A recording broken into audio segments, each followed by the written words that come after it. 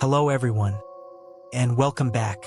Out here on the loneliest roads in the world, truckers carry more than cargo.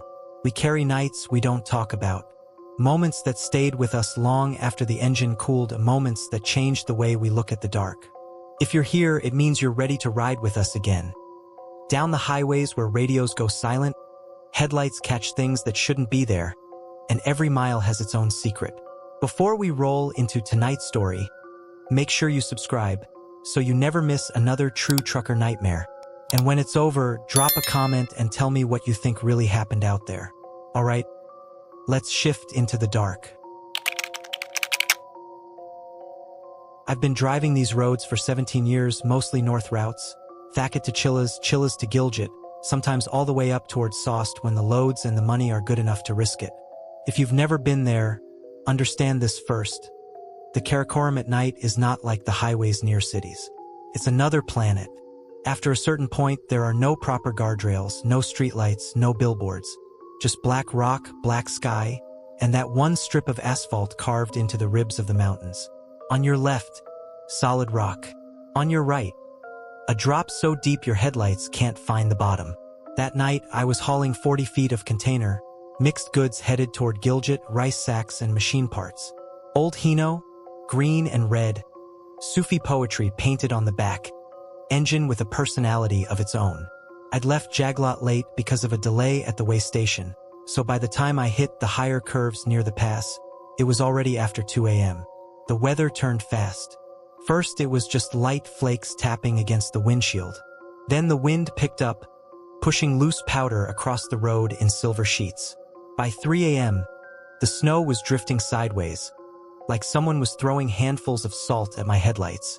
Wipers squeaked back and forth on the glass, fighting to keep that narrow cone of vision clear. I remember checking the clock. 3:17 a.m. Inside the cab, the heater blew lukewarm air that smelled like old dust and diesel. My thermos of chai had gone cold, but I kept sipping anyway, just for the ritual, the taste of cardamom and overboiled milk keeping my head straight. The engine's growl and the constant vibration through the steering wheel were the only things anchoring me to this side of reality. Up there, phone signal comes and goes like a ghost. Sometimes you get a bar or two, then it vanishes mid-call. I had the radio on low, nothing but static and the occasional broken voice from some other truck far ahead or far behind. CB chatter is rare on these routes. Most of us just rely on hazard lights and common sense. The road narrowed as I climbed. One side cliff, the other side nothingness. I dropped to a lower gear, letting the engine brake hold me back on the curves. I knew this stretch. I'd driven it in summer, dust instead of snow, goats instead of drifting ice. But in the storm, even familiar turns look like strangers. I came around one of the sharper bends, tires crunching over thin ice, and that's when my headlights found her. At first, my brain refused to register what I was seeing. The beams cut across the cliff edge ahead, a razor-thin shoulder, barely wide enough for a human foot. And there she was, a woman, walking, on the very lip of the mountain. She was on my right side, the drop side, inches from the edge, barefoot. Her feet were dark with snowmelt and dust, toes curling over empty air. A pale shawl hung off her shoulders, thin enough that the wind should have ripped it away. Flapped a little, but not enough. Not like real cloth. Her hair was long and black, stuck in wet strands down her back. She didn't stumble, didn't flinch at the wind that was rocking 40 feet of truck and loaded container. She just walked, smooth, careful steps, like she was following a line only she could see. Every instinct I had screamed to slow down. I eased my foot off the accelerator, tapped the brake, feeling the trailer push.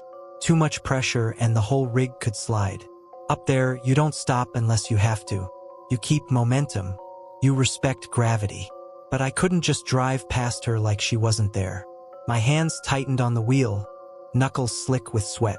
The wipers squealed across the glass. Snow smeared the view for a second, then cleared. She was closer now. I could see more detail. The shawl wasn't pure white. It had a faint pattern on it, little blue flowers near the edge. The kind old village women wear at home, not something you'd pick for a storm on a roadside cliff. Her skin looked wrong, Not frostbitten. Not purple.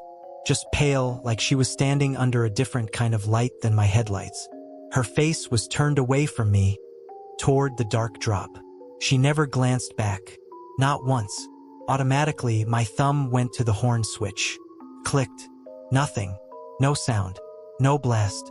My truck horn, the same one that had been blaring at suicidal bikers and sleepy donkey carts for years, gave me nothing but a dead, empty click. I felt a cold line trace down my spine. Chal, you're not now, I muttered, half to the truck, half to myself. I clicked again. Still nothing. Just the wind howling around the cab and the steady roar of the engine. I inched forward, crawling now, terrified of both the ice and the woman. I didn't dare swerve toward her.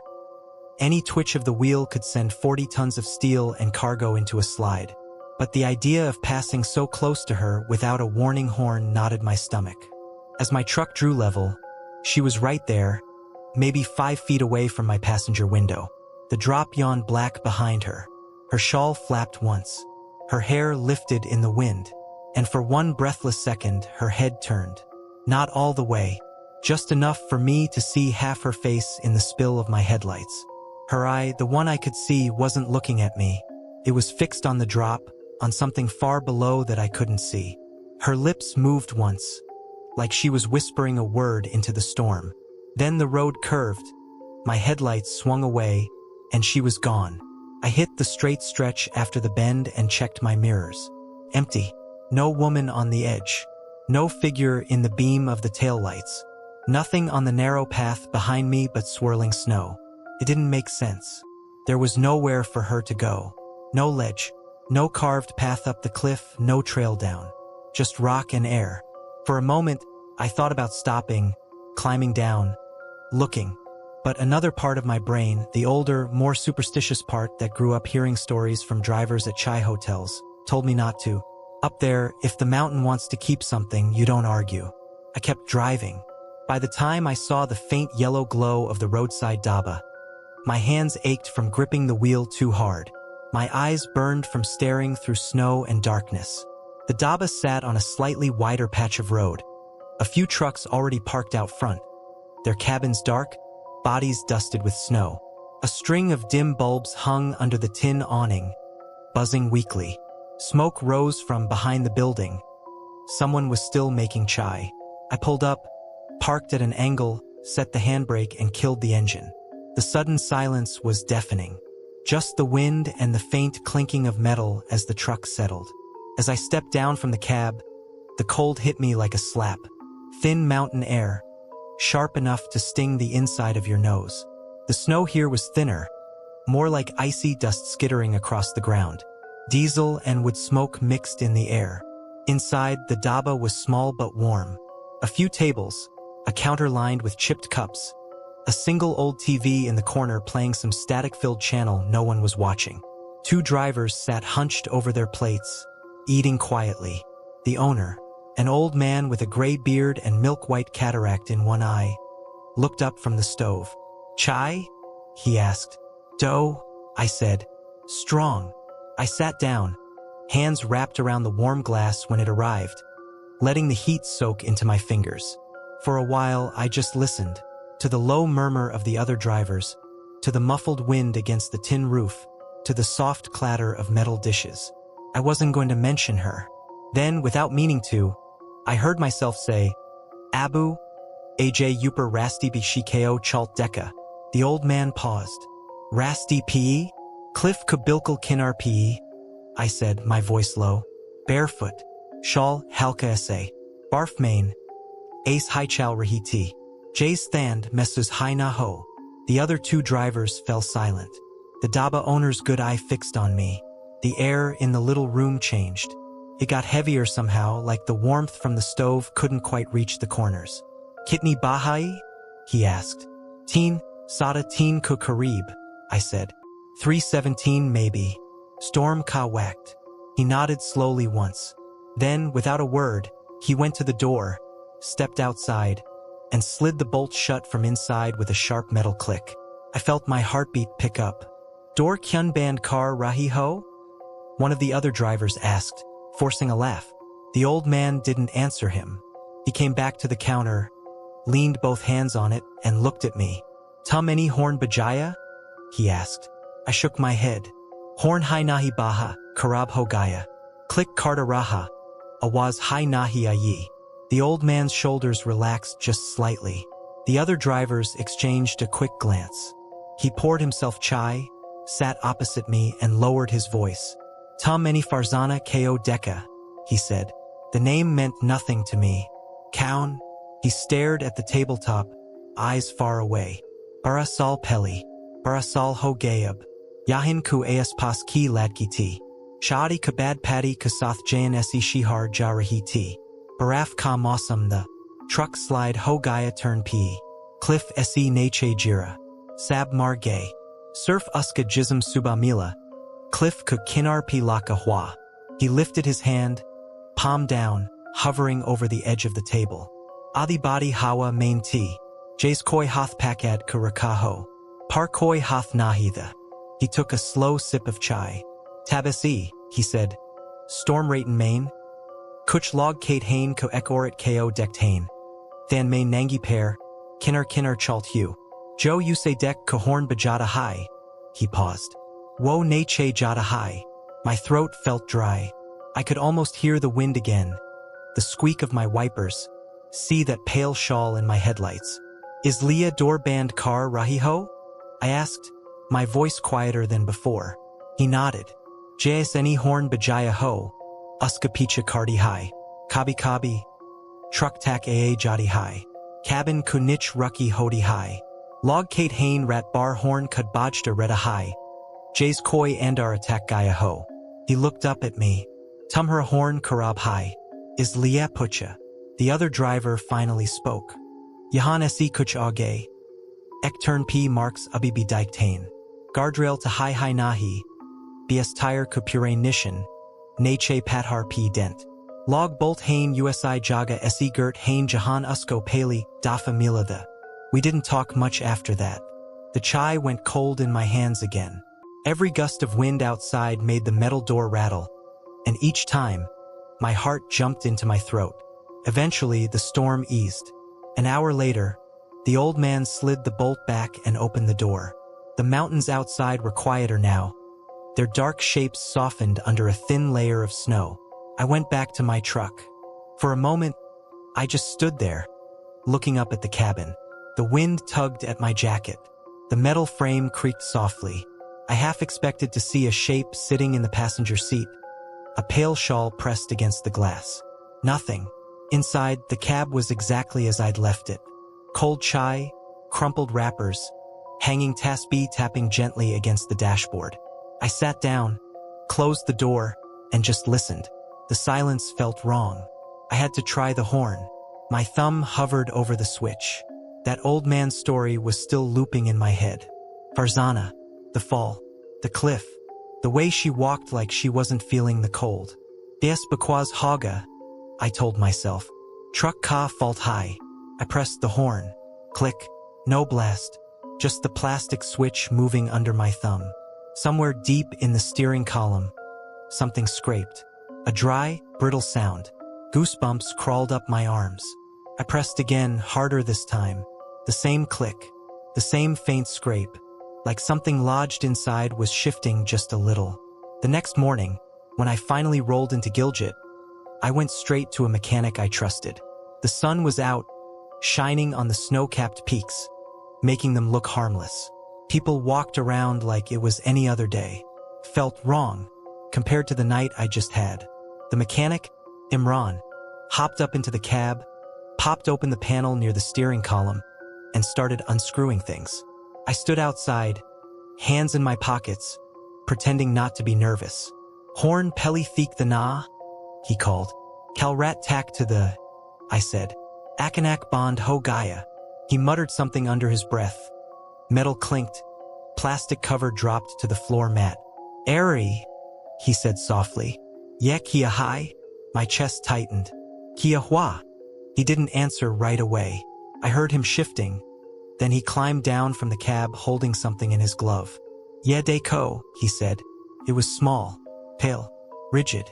At first, I thought it was a broken plastic piece from the horn mechanism. It had that dry, off-white color. But then I saw the shape properly. The curve, the little ridges, the nail at the tip, bluish and cracked. It was a finger, human, cleanly broken off at the knuckle, like something had slammed it in a metal door years ago and never let go. The skin was white, almost translucent, with a faint bluish tinge near the nail. Frost clung to the edges, refusing to melt in the weak morning sun. A thin smear of rust or dried blood circled the base, like it had been pressed against metal for a very long time. Imran frowned. Jishi ka mazak lagta hai. Shade koi misal main dal gaya hoga. Kitni time esi horn problem de raha hai. Bes, kale rat, I said. My voice didn't sound like mine. My mind flashed back, uninvited. The woman's bare feet curling over empty air, the pale shawl, the way she hadn't shivered, the way my horn had died exactly when I saw her. The stories in the daba, the old man locking the door. She walks only on storm nights, he'd said, and anyone who honks, she follows. But I hadn't honked. The mountain had made sure of that. A truck can only keep so many secrets. Engines overheat, bolts loosen, parts rust and fall away. But someone, had found a way to wedge a piece of themselves into the heart of my horn, silencing it before I could call out to her. Imran wrapped the finger in an oily rag and tossed it into a metal tray with other discarded parts. I wanted to tell him to stop, to burn it instead, to bury it, to do anything but treat it like scrap. I didn't. Even now, when I climb those roads and the sky turns white with snow, I keep my thumb off the horn on that stretch. If I see anything on the cliff edges, a shadow, a shape, a flicker of fabric, I keep my eyes forward and my mouth shut. Some nights, when the wind is just right, I can almost hear it over the hum of the tires and the diesel growl. A soft, steady tapping somewhere inside the steering column, like someone frozen is knocking from a long way down. I've been running the northern routes for a decade now. Karachi to Islamabad, Islamabad to Gilgit, sometimes all the way up to the Chinese border at Punjab when the rates are good and I'm not in the mood to sleep like a normal human being. If you've never driven that way at night, let me paint it for you. Past Sost, the world stops feeling like Pakistan. The air gets thin and metallic in your lungs. The stars come closer, like someone punched holes in a black steel sheet and stuck a frost-covered bulb behind it. The road turns into a narrow ribbon of asphalt squeezed between black rock on one side and a drop into nothing on the other.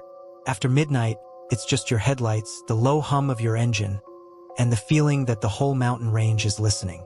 That night, I was hauling sealed vegetable crates. At least that's what the paperwork said. The load had come from a cold storage outside Gilgit. 40-foot container, manifest checked, stamps in place, everything neat and boring. Carrots, cabbage, potatoes. Chill cargo for a chill night, I told myself. I was driving my usual rig, old Hino with a wheezing heater and a dashboard that rattled on certain bends. Air freshener dangling from the mirror did nothing against the smell of diesel, stale cigarette smoke, and the faint sourness of onions from some older run that never really left the cabin. It was a little after midnight when I started the steep stretch toward Punjab. The engine growled in third gear, pulling hard, the cab trembling just enough to keep me awake. I had some old filmy songs playing low on my phone, more for company than entertainment. Outside, the temperature had dropped so much that the inside of my windows were fogging from my own breath. The first scream came right after I hit a small bump. Not loud, not long, just a sharp, strangled sound that cut through the music like a knife. I froze, one hand on the wheel, the other wrapped around my plastic chai mug. Came from behind me, from the container.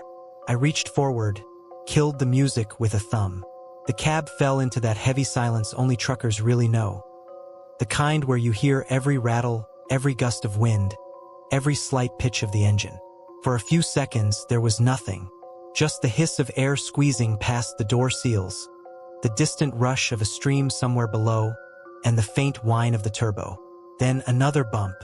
Just a shallow dip in the road, nothing unusual. Again, that same sound. Short, human, like a child trying not to scream and failing. The hair on my arms stood up under my jacket. I told myself it could be anything. A metal crate shifting against another. Air squeezing out of plastic wrap. Some weird harmonic resonance in the container when the suspension compressed. You come up with all kinds of smart explanations when you're alone on a mountain road and your brain doesn't want the supernatural option. I cracked my window open a little, and cold air knifed in, stinging my eyes. I listened. The engine. The road. The wind. No voice. No scream. Overloaded box hogga, I muttered, more to keep my own courage from collapsing. Sabzi ka load high. Chuha hogga. Kuchbi hogga. I rolled the window back up, adjusted my grip on the wheel, and kept climbing.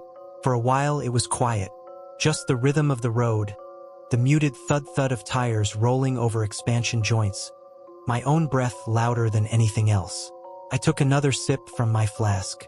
The chai had gone lukewarm, leaving a skin on top, but I swallowed it anyway. Then the road twisted, the suspension flexed, and something inside the container shifted with a heavy, muffled thump, followed by a whimper. Not an animal sound, not metal, a wet, broken sound that went straight into the base of my skull, like a child crying into a pillow. I hit the hazard lights out of pure instinct. The orange flashes reflected off the rock face on my left, stuttering shadows across my windshield. Yes, enough, I said to no one. There was nowhere to pull over safely. Just that thin margin between rock and drop, both eating into the road like teeth. I had no choice but to keep going, crawling at 20, then 30, then back to 20 whenever the road narrowed. Every time the container bounced even a little, I heard something. A soft sob. A breath that didn't belong to the engine. Faint, panicked whine. By the time I saw the glow of the Kunjarab checkpoint ahead, those harsh white floodlights cutting up into the sky like prison beams, my shirt was sticking to my back with cold sweat. My fingers ached from clenching the wheel. The checkpoint up there doesn't sleep. Not really. Even at 2 in the morning, there are always a couple of guards around, wrapped in heavy jackets, boots leaving deep prints in the frost. The building itself is a squat concrete thing with a few windows lit, a radio antenna stabbing into the sky, and that metal boom gate that controls everything. I rolled to a stop, air brakes exhaling in a long, tired sigh. The floodlights washed everything in colorless brightness. My headlights finally had competition. A guard stepped out from the booth. Young guy, maybe late 20s, but his eyes had the burnt-out look you see in people who've watched too many bad nights happen in one place. He motioned for me to hand over my papers. I passed the folder out through the window, the plastic stiff and cold. He flipped through the pages, barely reading. Load. Sabzi, I said. Vegetables. From Gilgit cold storage. Going across in the morning convoy. He nodded absently, then stopped like his brain had finally connected something. His gaze drifted from the papers to the side of my container, to the sealed doors at the back. As if on cue, the truck rocked slightly, just the wind, I told myself. Just the road still settling. From the back, muffled but clear in the stillness of the mountain night, came a sound. A short, sharp scream. This time there was no doubt. It wasn't loud. It wasn't long. But it had that edge humans only make when they are past fear and somewhere close to breaking. The guard's face went bloodless. His eyes snapped back to mine. Engine banned Caro, he said quietly. I turned the key. The engine shuddered and died, taking its comforting noise with it. The heater fan wound down. The lights stayed on from the checkpoint power, throwing everything into a too clear, surgical brightness. Cold rushed into the cab, filling the silence. We both listened. Nothing. Then the wind picked up, rattling something metallic on the roof of the checkpoint. A dog barked somewhere far off. My heart hammered, stupidly loud in my ears. The guard licked his lips. Neche Utro, he said. I climbed down, boots crunching on the frosted gravel. The air up there felt thin, each breath like pulling knives into my chest. I zipped my jacket up higher, suddenly aware of how alone this place really was. The other buildings were dark. No other trucks in line. Just mine and the checkpoint. The guard waved to another man inside. An older officer came out, face-lined, beard flecked with more white than black. He carried himself like someone who had learned to be careful with his expressions. He already was. His eyes had gone to the seal, fingers tracing the metal strip and the impression of the cold storage stamp. Legitimate. Official. He sighed through his nose. The wind caught it and shredded it into the night. Side P Laga truck, he said. We need to check. I pulled the rig over to the side where a concrete pad sat under a smaller floodlight. The beam hit the back doors squarely, making the metal gleam. We stood there, me, the young guard, the older officer. No one spoke. The officer pulled a small bolt cutter from a nearby hook, hesitated for a second, then snapped the seal.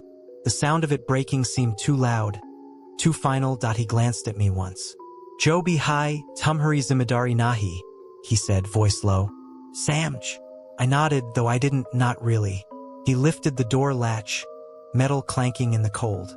The doors swung open with a long, creaking groan. I expected cold air to rush out, the smell of vegetables, maybe plastic and earth. What came out instead was nothing. No wind change, no fresh scent, just a stillness that felt wrong, like opening a room that had been closed for too long. Inside, under the harsh white light, the crates were stacked neatly, row upon row of identical wooden boxes, each stamped with the cold storage logo, each strapped tight. No visible movement, no shifting shadows. The officer stepped up, boots thudding on the metal floor. His breath fogged in the container, twisting and vanishing in the air. The younger guard followed, flashlight in hand, even though the floodlights were bright enough. They picked a crate near the front. The officer slid his knife under the plastic straps, sliced them with a quick motion, then pried at the nailed lid with the back of the blade. The wood squealed. Nails protested. Finally, the lid cracked up. The smell hit me even from where I stood. Not rot. Not the sour funk of spoiled vegetables. It was coppery, metallic, and strangely sweet, like a butcher's shop that hadn't been hosed down properly. The guard's flashlight beam dipped into the crate. He swore under his breath, stumbling back so fast he kicked another box and almost fell. The officer didn't curse. He just stared, face tightening until the muscle in his jaw jumped. Ya Allah, he whispered. I stepped closer against every instinct I had. Inside the crate there were no carrots, no potatoes, just a pile of small clothes, children's clothes, tiny shirts, little jeans, a pink sweater with a cartoon rabbit on the front, all soaked through, dark and wet, clinging together in a tangled mess, fresh enough that they still glistened under the light. Drops fell from the cloth to the crate floor with soft, sticky sounds. Blood, a lot of it, wrapping something. The officer reached in with 2 fingers, as if handling something fragile. He pulled the clothes aside. Underneath, pale and curved, stacked like someone had tried to fit too many into one space, were ribs. Not from goats, not from cows, human ribs, too small to belong to an adult. Something in my stomach went cold and stayed there. The air around us thinned, like the mountain itself had leaned closer to listen. The officer dropped the clothes. They slapped wetly back into the crate. We've been getting shipments like this, he said, voice barely more than a breath. Dutin Mahin Se Hardafa Alag truck, Alag driver. Sab main Yahi. He looked at me, eyes hard now. Tum pata nahi the. Dikai. Lekin ye yahan se wapas nahi jayega. I wanted to say something. Ask where they came from, who signed for them, what happened to the kids. But my tongue felt numb. Before I could force any words out, the truck shifted. Not from wind. Not from us leaning on it. It jolted once, like something had hit it from underneath. We all looked down at the same time. From under the chassis, from the darkness between the rear wheels and the frozen ground, came a sound. A thin, rising wail. Not muffled by wood this time. Not softened by distance. It was right there, under my truck, under my feet. The kind of scream a small throat makes when it has no strength left but screams anyway because the alternative is giving up. The young guard dropped his flashlight. It rolled, beam spinning wild across the gravel and catching the edge of a brake drum, The underside of the container, the black gap between. The officer shouted something I didn't catch. He grabbed my arm, dragging me back instinctively, as if distance would help. The whale climbed, higher and higher, then broke into choked sobs. Little hiccuping gasps filled the freezing air. It felt like the sound was drilling up through the soles of my boots, straight into my bones. The officer snatched the flashlight, crouched, and aimed the beam under the truck. All we saw were tires, suspension arms, the greasy bulk of the axle, a few icicles clinging to metal. No child, no body, no anything. But the sound didn't stop. It moved, first under the middle axle, then under the front, near the fuel tank. Then, impossibly, it was right beneath the cab, directly under where I sat to drive. The gravel stayed still. No footprints appeared, just that wailing pressed against steel from the inside. Something banged against the floor. Once, twice. Tiny, frantic hits, like small fists pounding on a coffin lid. Bah! The officer snapped, mostly at himself. He straightened up, shoulders squared, eyes refusing to meet mine.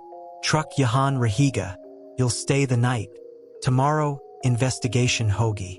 And yeah, a was? I asked, my own voice sounding like it belonged to someone else. He didn't answer. We heard it for another 3 hours. They parked my truck away from the main building, disconnecting the battery, insisting it was procedure.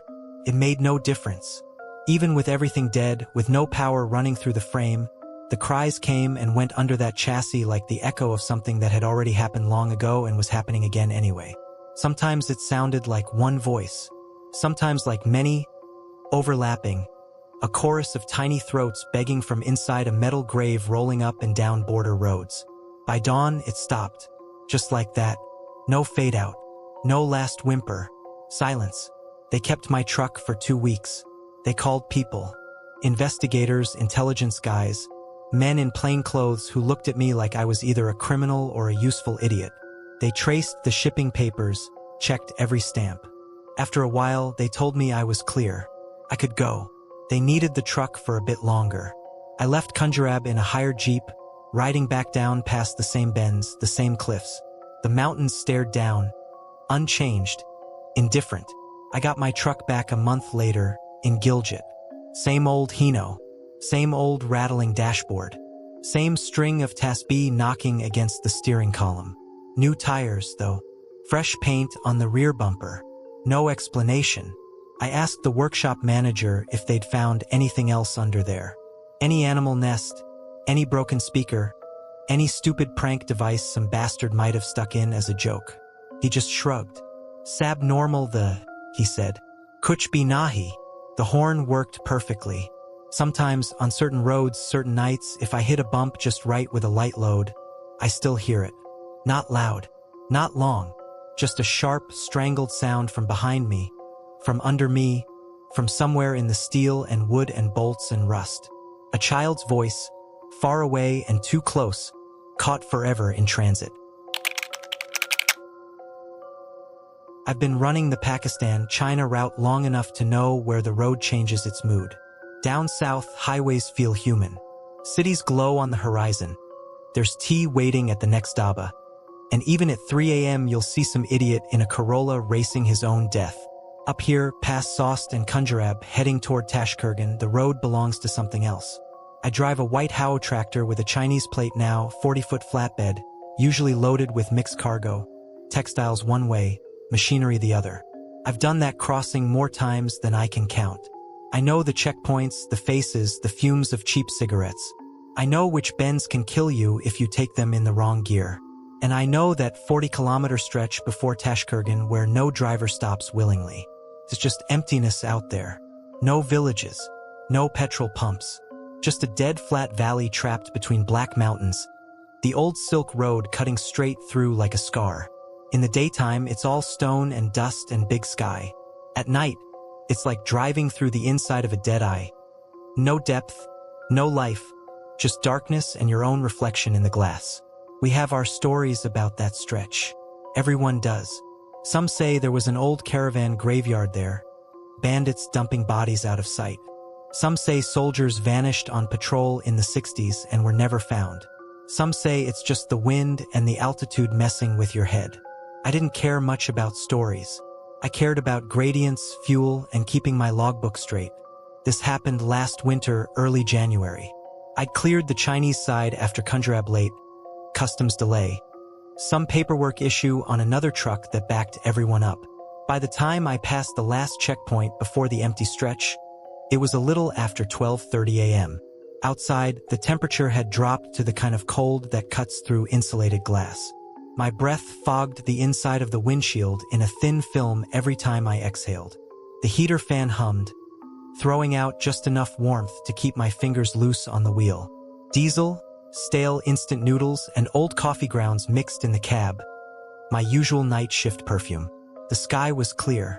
No snow, no fog, just a million hard stars scattered over the mountains.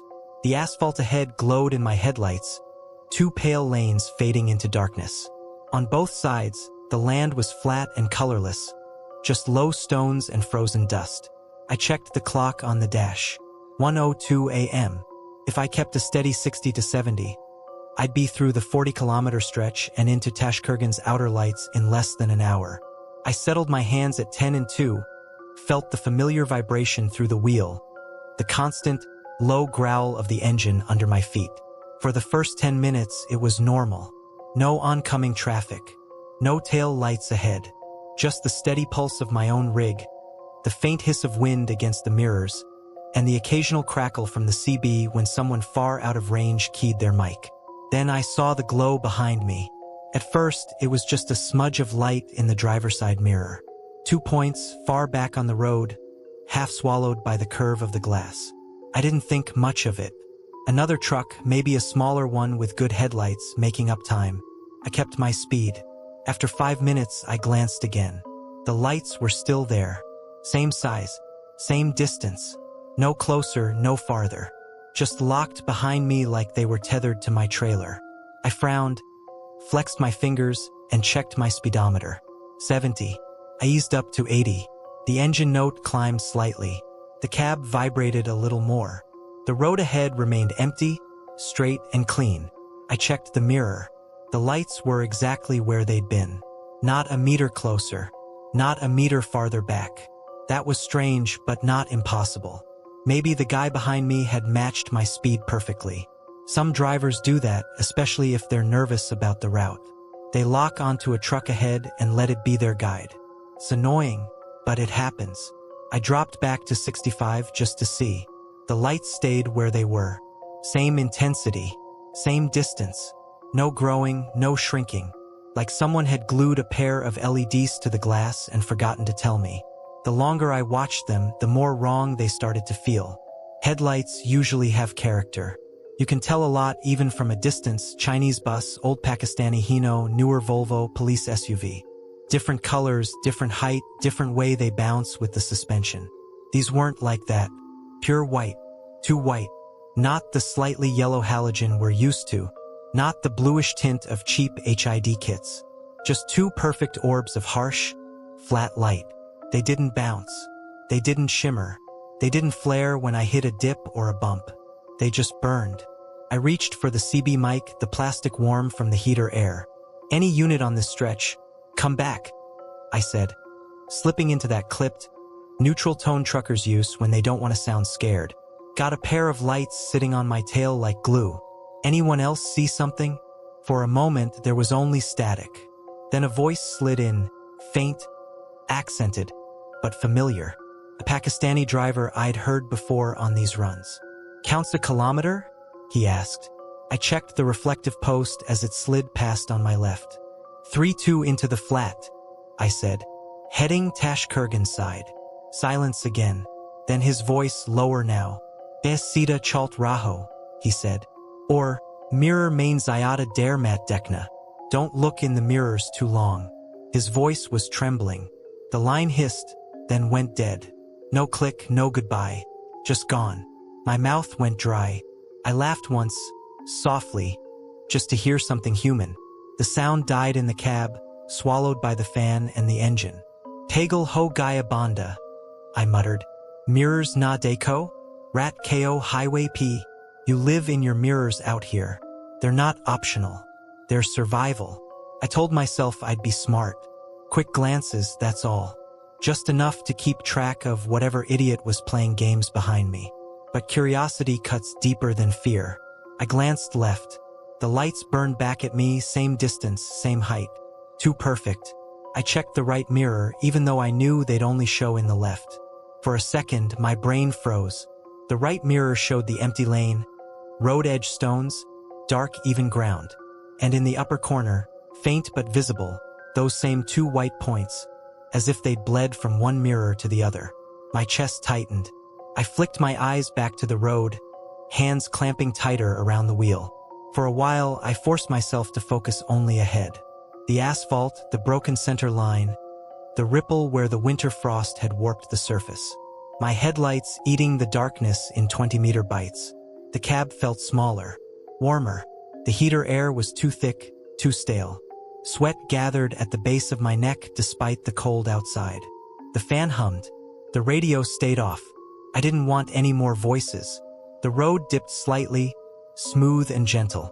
The truck rolled through it. The lights behind didn't change size, didn't tilt up or down with the angle of the road. They hovered. I realized then what was really wrong. I couldn't hear them. No engine note, no tire hum. On a night this quiet, you can always hear another rig behind you, even at a distance. A low roar bouncing off the empty land, the occasional hiss of their brakes, the faint whine of a turbo. Behind me there was nothing, just my own drivetrain beating its steady rhythm. I swallowed, throat clicking loud in the silence. My hand drifted toward the headlight stalk, thinking maybe I'd flash my hazards, signal them to back off or pass. But before I could touch it, the lights moved. Not closer, not farther. Slowly, like something heavy being lifted by invisible hands. In the mirror, I watched them slide up the frame, knee height, bumper height, windscreen height, without getting bigger or smaller. Just rising. Sleep deprivation, I told myself. Optical illusion. Some weird reflection in the glass. Then the cab filled with light. Not from the front, from the side. The driver's side window went white. Every scratch and dust streak suddenly stark. Every fingerprint glowing. I didn't hear an engine. I didn't feel the buffeting of another vehicle pulling up alongside. No wind gust, no pressure wave, nothing. Just two burning white orbs hanging in the air, perfectly level with my face. They weren't headlights anymore. There was no hood, no grille, no truck body, nothing to frame them. Just two circles of hard light floating in the black. So bright I had to squint. Every instinct screamed not to look directly. The other driver's warning echoed in my skull. Mirror main Zyata der Mat Dekna. But this wasn't the mirror. This was right outside my skin. I risked a glance. For a fraction of a second, it felt like the whole world narrowed down to that window. The orbs weren't uniform. Up close, I could see something moving inside the light, shapes, flickers, shadows folding over themselves. They pulsed faintly, out of sync with each other, like two hearts beating at different speeds. As I watched, the glass between us fogged. Not from my breath. From outside, two oval patches bloomed on the window, as if something cold and damp had leaned in. The cab temperature dropped. The heater fan kept blowing, but the air hitting my hands was suddenly useless, like it was pushing fog instead of warmth. My breath turned into thick white clouds, hanging in front of my face before twisting toward the window, drawn to that light. The truck stayed straight on the road. My hands were locked on the wheel, muscles burning. Every bump, every tiny correction sent a jolt up my arms, but my eyes stayed fixed on those orbs. Then, just under the fogged ovals, for thin streaks appeared in the dust on the glass. Downward, slow, parallel, like fingertips sliding. Something was outside my door, at window height on an empty road with no shoulders and no vehicle to hold it up. I don't remember deciding to act. My body just moved. I snapped my eyes back to the road, stomped the accelerator, and leaned on the air horn. The truck lurched, engine roaring, vibrations spiking through the floor. The blast of the horn shattered the quiet, echoing off the invisible mountains. The orbs didn't flinch. They paced me, staying exactly at my side, window filled with their cold white glow. The road markings blurred as my speed climbed, 70, 80, 90. The steering went light. Any other night, I'd never pushed this stretch like that. Somewhere ahead, through the wash of my headlights, I saw it. The old stone archway. It's nothing official, just a relic. 2 rough pillars and a lintel marking where, they say, an ancient silk road path crossed into the current highway alignment. Most drivers barely notice it in the day. At night, it sits like a dark gap in the air, rock darker than the sky. The orbs brightened, as if reacting. The fog on the window thickened. The 4 streaks in the dust lengthened, almost reaching the bottom of the glass. A pressure built in my ears, like the cabin was being squeezed. For a heartbeat, I thought about slamming the brakes, letting whatever it was pull ahead, peeling away from that gaze. Instead, some stubborn part of me did the opposite. I gritted my teeth, centered the truck, and drove straight for the arch. The stone filled my windshield, black against black, then flashed past in my high beams. The moment my cab crossed under it, the light vanished. Not faded, not drifted away. One instant my side window was a sheet of white, fingertips dragging through dust. The next, it was just glass reflecting my own stunned face and the dark valley beyond. The pressure in my ears popped. Warm air from the vents felt warm again. The engine still roared, but it sounded like an engine now, not a pulse. Behind me, in the mirror, the road was empty. No headlights, no faint glow, just asphalt, markers, and the hollow night. I didn't slow down until the first lights of Tashkurgan appeared ahead, a faint orange smear on the horizon. My hands wouldn't stop shaking. When I finally pulled into the lot behind the truck stop, set the brake, and killed the engine, the silence around the cab rang. Outside, the air smelled of diesel, cold stone, and someone burning coal in a drum for warmth. The wind had picked up, dry and thin, scraping at the sides of the trailer. I climbed down, legs unsteady. The truck stop light flickered over my hood, catching the frozen dust on the panels, the gray film over the side windows. Something made me walk around to the driver's side door and just look. The truck was coated in a layer of road grime from the valley. Fine brown dust stuck to every surface, mottled with pale spatters of frozen slush from old puddles. Except for one place. On the driver's door, right under the window, were 2 clear streaks. Clean, finger width, for lines each, slanting slightly inward as they moved down, like hands had pressed there and slid. The rest of the door was filthy. Those streaks cut through it like someone had wiped the dust away moments ago. I touched one with my glove. The paint beneath felt colder than the surrounding metal. The next driver who parked beside me that morning, an old Uyghur guy with more winters on this road than I've lived, noticed me staring at the door. "Paley Dafa?" he asked, nodding at the streaks. I didn't answer. I didn't have words for it. He spat into the dust, sighed. "ISS stretch P rat ko jablights chipak kapichiane. Kabi mirror main sita mat dekna," he said. "Purain rasti ka hizab mangti hain. Jo dek lita high. Kabi kabi unko yad ray jada high." He tapped the door lightly, right where the streaks were. His fingernails lined up almost perfectly with the marks. "Lagta high tumhain dek lia," he murmured. They washed the truck later that day, high-pressure hose stripping the dust off in muddy sheets. When I checked, the streaks were gone. But some things don't wash out.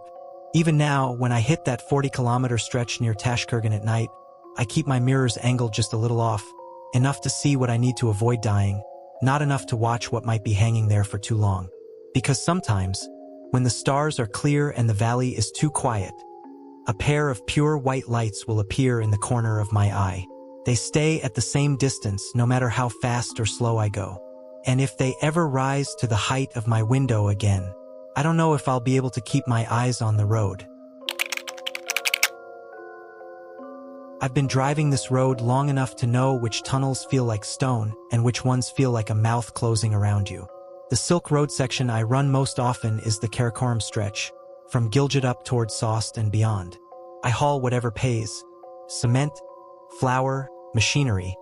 On an old but loyal Hino, red and green with hand-painted verses on the back, cabin smelling of diesel, tobacco, and that cheap pine air freshener that never really smells like pine. Winter's up there, don't play fair. When the clouds drop low enough to kiss the mountain ridges, you either get off the road or you accept that you're putting your life in the hands of black ice and bad timing. This happened in one of those winters. We'd left Aliabad late because of a landslide clearance and were pushing to make Sost before dawn. Snow had started as light flakes, pretty against the windshield, then turned heavy, wet, and mean. The wipers struggled, dragging arcs through slush that kept trying to freeze back into place.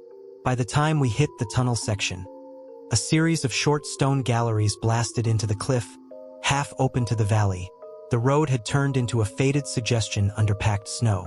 The sky and ground were the same color. Only the rock walls gave you any sense of where the world ended. Tunnel 17 has no signboard. You count them by instinct, by memory, by the pattern of turn, straight, turn between them. But every driver on this route knows it. Shortest of the lot, slightly curved, with a drip from the ceiling that never seems to stop, no matter how deep the freeze. It was a little past 1 a.m. when the convoy ahead of me started slowing, brake lights glowing dull red through swirling white. I eased off the accelerator, felt the trailer begin to push, and gently feathered the brake pedal. The truck hummed, air brakes exhaling in small sighs as we all crawled toward the tunnel mouth. The snow outside thickened into sheets. Visibility dropped to a few meters. My own headlights were blinding me with reflected white. When the first truck in the line slipped into the dark of the tunnel, it felt like I was watching someone vanish into a throat. Then it was my turn. The transition from storm to stone was like slamming a door. 1 second, the cab shook under the hammer of wind and snow. The next, I was in stillness so pure it rang in my ears. My headlights painted rough rock on the left, low stone pillars on the right, the valley side half open but choked with swirling flakes. We all rolled to a stop inside. It's what we do when visibility drops to nothing out in the open. We park inside these little caves, protected from avalanches and blind curves, and wait for the worst of it to pass. I set the handbrake. The truck settled, suspension adjusting with a soft groan. Outside, engines idled up and down the line, their notes bouncing off the stone. Some drivers killed theirs to save fuel. I kept mine running. The heater, though, was losing the fight. Warm air wheezed from the vents, not quite hot, not quite enough. The cold was creeping in from the floor and the glass, through every gap in the seals. My breath fogged the inside of the windshield. Condensation gathered at the corners of the glass and ran down in thin, trembling lines. I took a sip from my flask. The coffee had gone lukewarm, bitter and flat, but it was something. The cab smelled of it now, mixing with diesel and the damp wool of my sweater. On the CB, a few voices muttered in Urdu and broken Chinese. "Front say info I high," someone crackled. "Snowfall heavy. Avalanche risk. Minimum teen gunta wait. 3 hours. In a stone hole with a dying heater." I flicked the knob higher. The fan motor whined, doing what it could, but the air temperature didn't change. The battery icon flickered once, then went steady. I rubbed my palms together, breathed warm air into my fingers, watched it hang in front of me before vanishing into the chill. The tunnel lights, old yellow bulbs fixed at intervals along the rock, cast a weak glow on the roof of my trailer behind me, turning the falling snow into slow-motion dust. Time crawled. The sound of other engines idling dropped off one by one as drivers shut down to preserve fuel. Soon, only a few were left running. Mine, a tanker 2 trucks ahead, and something heavier behind, its idle a deep, slow thud that I felt through the seat more than heard. Outside the cab glass, the world shrank to the stone wall, the tunnel mouth filled with white, and the suggestion of other trucks in shadow. The heater finally gave up. The air coming from the vents flattened into a barely noticeable draft, no warmer than the rest of the cab. The battery light glowed a little too brightly. I cursed under my breath and turned the blower down to the lowest setting to prevent a full drain. Immediately, the cold thickened around my legs, up my back, into my chest. It didn't feel like air anymore. It felt like something you had to push through to move. I pulled my jacket tighter and tried to ignore the way my fingers stung. That's when I heard the knock. 3 quick taps on the passenger side door. Not loud, not angry, just polite. Desperate but polite. I jumped. There shouldn't have been anyone walking between the trucks. The tunnel floor was slick with compacted snow and ice, and with the storm still raging outside the open side, no one in their right mind would be strolling along, checking doors. I leaned across the seat, wiped a clear patch in the fog on that side window with my sleeve, and peered out. At first, all I saw was my own distorted reflection and the dim tunnel light stretching along the stone. Then a face appeared in the gap. Teenage boy, 17, maybe 18. Hard to tell because his features were stiff, skin tight with cold, lips tinged blue. His hair was stuck in frozen clumps to his forehead, little white crystals clinging to the tips like sugar. His clothes didn't match the weather. A thin, dark hoodie, jeans stiff with frost, no gloves. I couldn't see his shoes properly, but what I could make out looked soaked, dark patches hardening into ice. He looked up at me through the glass. His eyes were a dark, flat brown, too calm for someone freezing. I cracked the window down an inch. A knife of air drove in, biting the exposed skin on my cheek. "Gee," I said, breath fogging in the gap. His voice was a whisper that still somehow threaded through the rumble of engines and the faint CB static. "Please," he said in Urdu, each word slow, lips barely moving. "Es thori garam hawa." Just warmth. My brain split in two. The practical half said this was trouble. No one gets caught out in a storm like this without a vehicle. If he'd fallen from another truck or been left behind, why wasn't that driver shouting his name? Looking for him? And if he'd been walking outside long enough to be this frozen, how was he even on his feet? The other half, the human half raised to never turn away someone in that state, was louder. "Idhare ao," I said, hitting the central lock and popping the passenger door lever. The handle jerked once, slowly, as if it took all his strength. The door cracked open with a gust of frigid air that punched the breath out of me. Snow dust eddied over the floor mat. He climbed in carefully, movement stiff, and closed the door behind him with a soft click. Up close, the cold radiating off him was unreal. He smelled faintly of wet wool, metal, and something else, like old ice from a deep freezer, that stale, dry chill that doesn't belong to fresh snow. He sat on the passenger seat, hands folded in his lap, shoulders hunched, staring straight ahead at the fog-bannered windshield. I reached for the heater controls out of habit, then remembered there wasn't much heat left to give. "Jacket Lulo," I said, already unzipping mine halfway. He shook his head once, tiny movement. "Nahi," he murmured. "Es yahan thik hai." His breath didn't fog the air. Mine did, pluming in front of my face in thick white bursts. His lips moved as if he were breathing, but nothing came out. No mist, no vapor, just the motion. I ignored that detail, or I tried to. We sat like that for a while. The truck creaked occasionally as it settled on the suspension. Somewhere down the line, someone laughed weakly over the CB at some joke, sound thin and far away. "Kidhar jarahithe?" I asked finally, needing to break the silence. He took a long time to answer. When he did, his voice sounded like it was coming through more than just air. "Uper," he said. "Border kutaraf." "A Kelly?" I frowned. "Kiss truck p-thay?" He didn't look at me. His eyes stayed on the windshield, watching the way the tunnel lights glowed through the falling snow. "Pichri," he said after a moment. "Coffee piche." I twisted slightly in my seat, looked through the mirrors. I could see the vague shapes of trucks behind us, hulking shadows under yellow bulbs. None of them had open doors. No one was outside. "How long asi bahar ho?" I asked. "Baraf Maine." He didn't answer. His fingers twitched once on his lap, and I saw that his nails were pale, almost translucent. The skin around them had that glassy look severe cold gives you, where it's past red and into something worse. I looked down at the floor on his side. Snow had tracked in on his shoes, clumping in the grooves of the mat. Meltwater hadn't formed yet. The flakes sat there, perfect, like they just landed, not come in on boots. The cold in the cab deepened, settling over us like another layer of stone.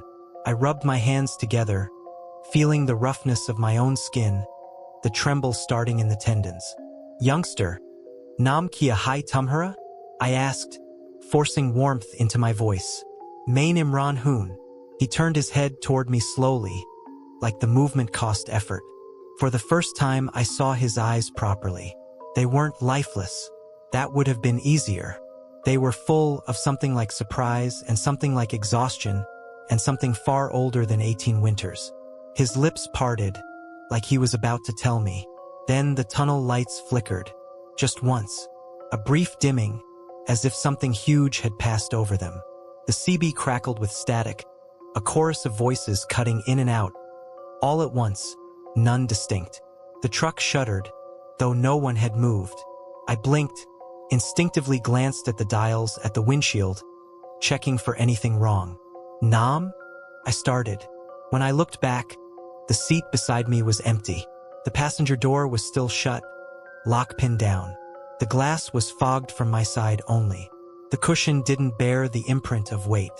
The fabric was dry, but on the floor mat the snow was still there. A double set of boot prints, small, parallel, right where his feet had been. The edges sharp, crystals unmelted despite the relative warmth of the cab, as if he'd just stepped in them and then ceased. I sat there, frozen myself, listening. Nothing. No door slam from outside. No footsteps in the tunnel. The other trucks were silent shapes. Even the engines that had stayed running seemed quieter, like someone had turned the world down a notch. I don't know how long I stayed like that, staring at those prints, feeling the cold work its way through my veins. At some point, exhaustion won over fear. My head nodded once, twice, and I forced myself to straighten, to take another sip of bitter coffee. I focused on the tiny things, wrapping my arms around myself, flexing my toes in my boots, listening to the faint tick of cooling metal under the dashboard. Eventually, a pale gray seeped into the tunnel entrance. The snow outside eased from heavy sheets to drifting flurries. Engines up and down the line coughed back to life as drivers yawned and cursed and prepared to move. A road crew truck came through first, orange lights flashing. A plow attachment scraping the packed snow, throwing up dirty white waves. Men in bright jackets walked along the line, tapping on doors, shouting updates. One of them, a broad-shouldered guy with a black beard frosted at the edges, reached my cab. I cranked the window down a little, letting in a blast of air that somehow felt warmer than what I'd been breathing. "Rasta clear ho raha hai," he said. "Thoda sa wait." For Sab truck Bahar Nikolenj. Behind him, a couple of other workers were gathered at the tunnel mouth, clustered around something half buried in the snow just outside the pillar. Their body language changed as I watched. Casual curiosity stiffened into something sharper. One of them shouted. Another ran to the crew truck, grabbing a radio. "What hua?" I called out. The man at my window grimaced. "Pichal teen din esiek batri ko dund rahi thay," he said. "Teen char jayan nache ka. Border kuside lost ho gaya the jishi truck se shade. Yahanaka." He hesitated, eyes sliding past me for a second to the passenger seat, then to the floor. "Abi body mila hai," he finished quietly. "Tunnel kubilkul bahar." My skin prickled. "Teen din se?" I repeated. My voice didn't sound like mine. He nodded. "Teen rat baraf main. Ace main koi zinda nahi reda." He tapped the door twice and moved on, shouting at the next truck. I shut the window, hand stiff on the handle. My gaze dropped to the floor. The footprints were still there, sharp, unmelted. 2 patches of snow in the exact shape of boots that had no right to be that fresh. I stared at them until another horn blared from up front, the universal signal to start rolling. The trucks ahead moved, slow and careful, out of the tunnel and into the weak morning. When it was my turn, I put the Hino in gear, eased off the brake, and let her crawl forward. As I did, I pressed one boot down firmly on the prints. They didn't crush like slush. They felt solid, like stepping on packed salt. Outside, near the entrance, I couldn't help looking. The road crew had covered most of the body with a tarp by then, but I saw enough. A frozen arm in a thin hoodie sleeve, pale fingers curled, jeans stiff with ice. The boy's face was turned away, but the angle of the neck told its own story.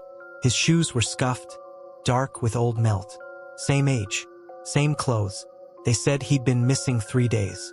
Inside my cab, the floor under my heel felt stubbornly cold. When I finally parked in Soest and stepped out hours later, the outlines of those prints were still faintly visible, damp patches in the mat long after any real snow should have dried. I replaced that mat a week later. The cold spot where it had sat remained. Now, when the weather closes in and the radio says the tunnel section is ahead, I top off my fuel, double-check my heater, and pray I don't get stuck in 17 again. Because some nights, when the wind is hurling snow sideways and the glass starts to fog from my own breath, I hear it. 3 soft knocks on the passenger door. Polite, desperate, and I don't look. I just grip the wheel, stare straight ahead into the stone, and let the cold climb my spine untouched. I've been running freight toward the China border long enough to know what's normal out there and what isn't. Normal is the cold that gets into the bones of your truck before it gets into yours. Normal is the wind that never stops scraping along the valley. Normal is the boredom between checkpoints, broken only by crackling radio calls and the occasional convoy. This was not normal. I drive a white Hao tractor, 40-foot container, Pakistani plates, usually hauling textiles and machinery up through Soest to the Punjab crossing. From there, it's Chinese territory, cleaner roads, stricter rules, more cameras than people. That night, I was on the Chinese side, heading north toward the big border inspection complex outside Tashkurgan. Empty trailer, just the rig, cold and light. The kind of run where you float a little higher on the springs and feel every bump through the seat.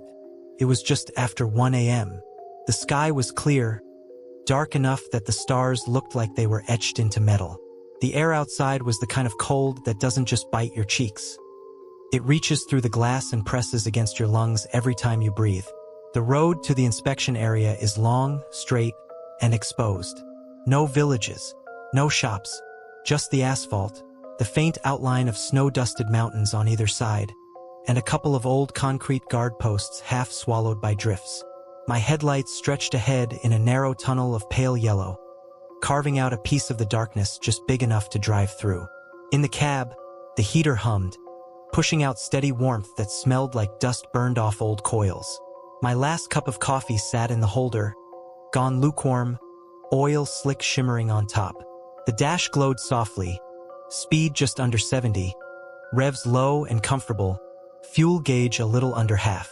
The CB was mostly quiet, just occasional bursts of Chinese from some distant patrol, too fast for me to fully follow, and the soft hiss of static filling the gaps.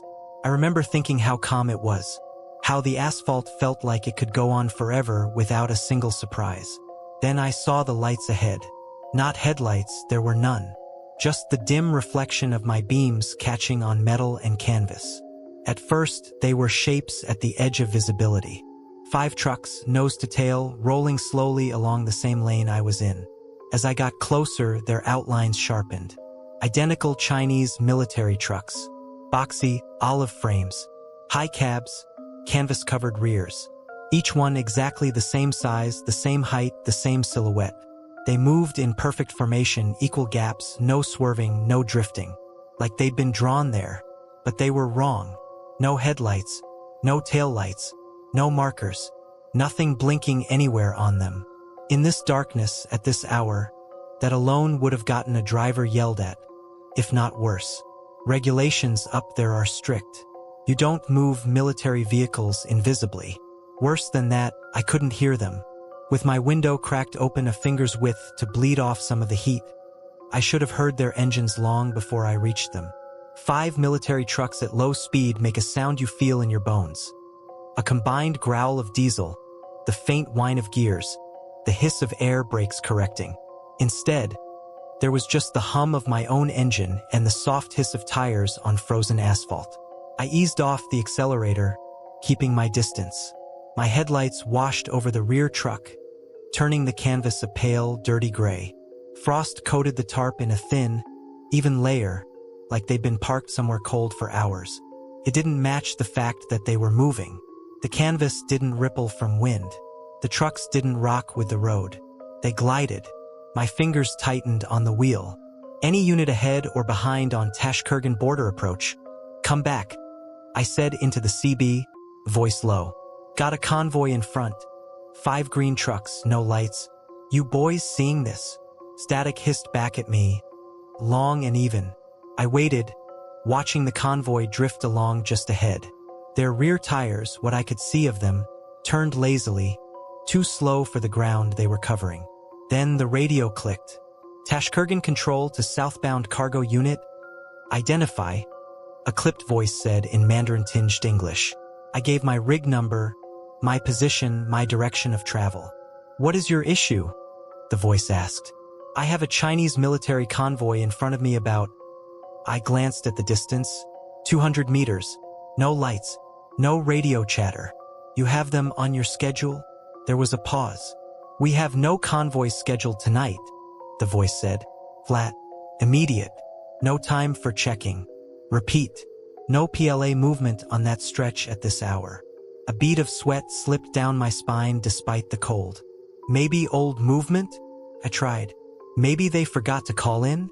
Negative, the voice said. Road south of inspection station is clear.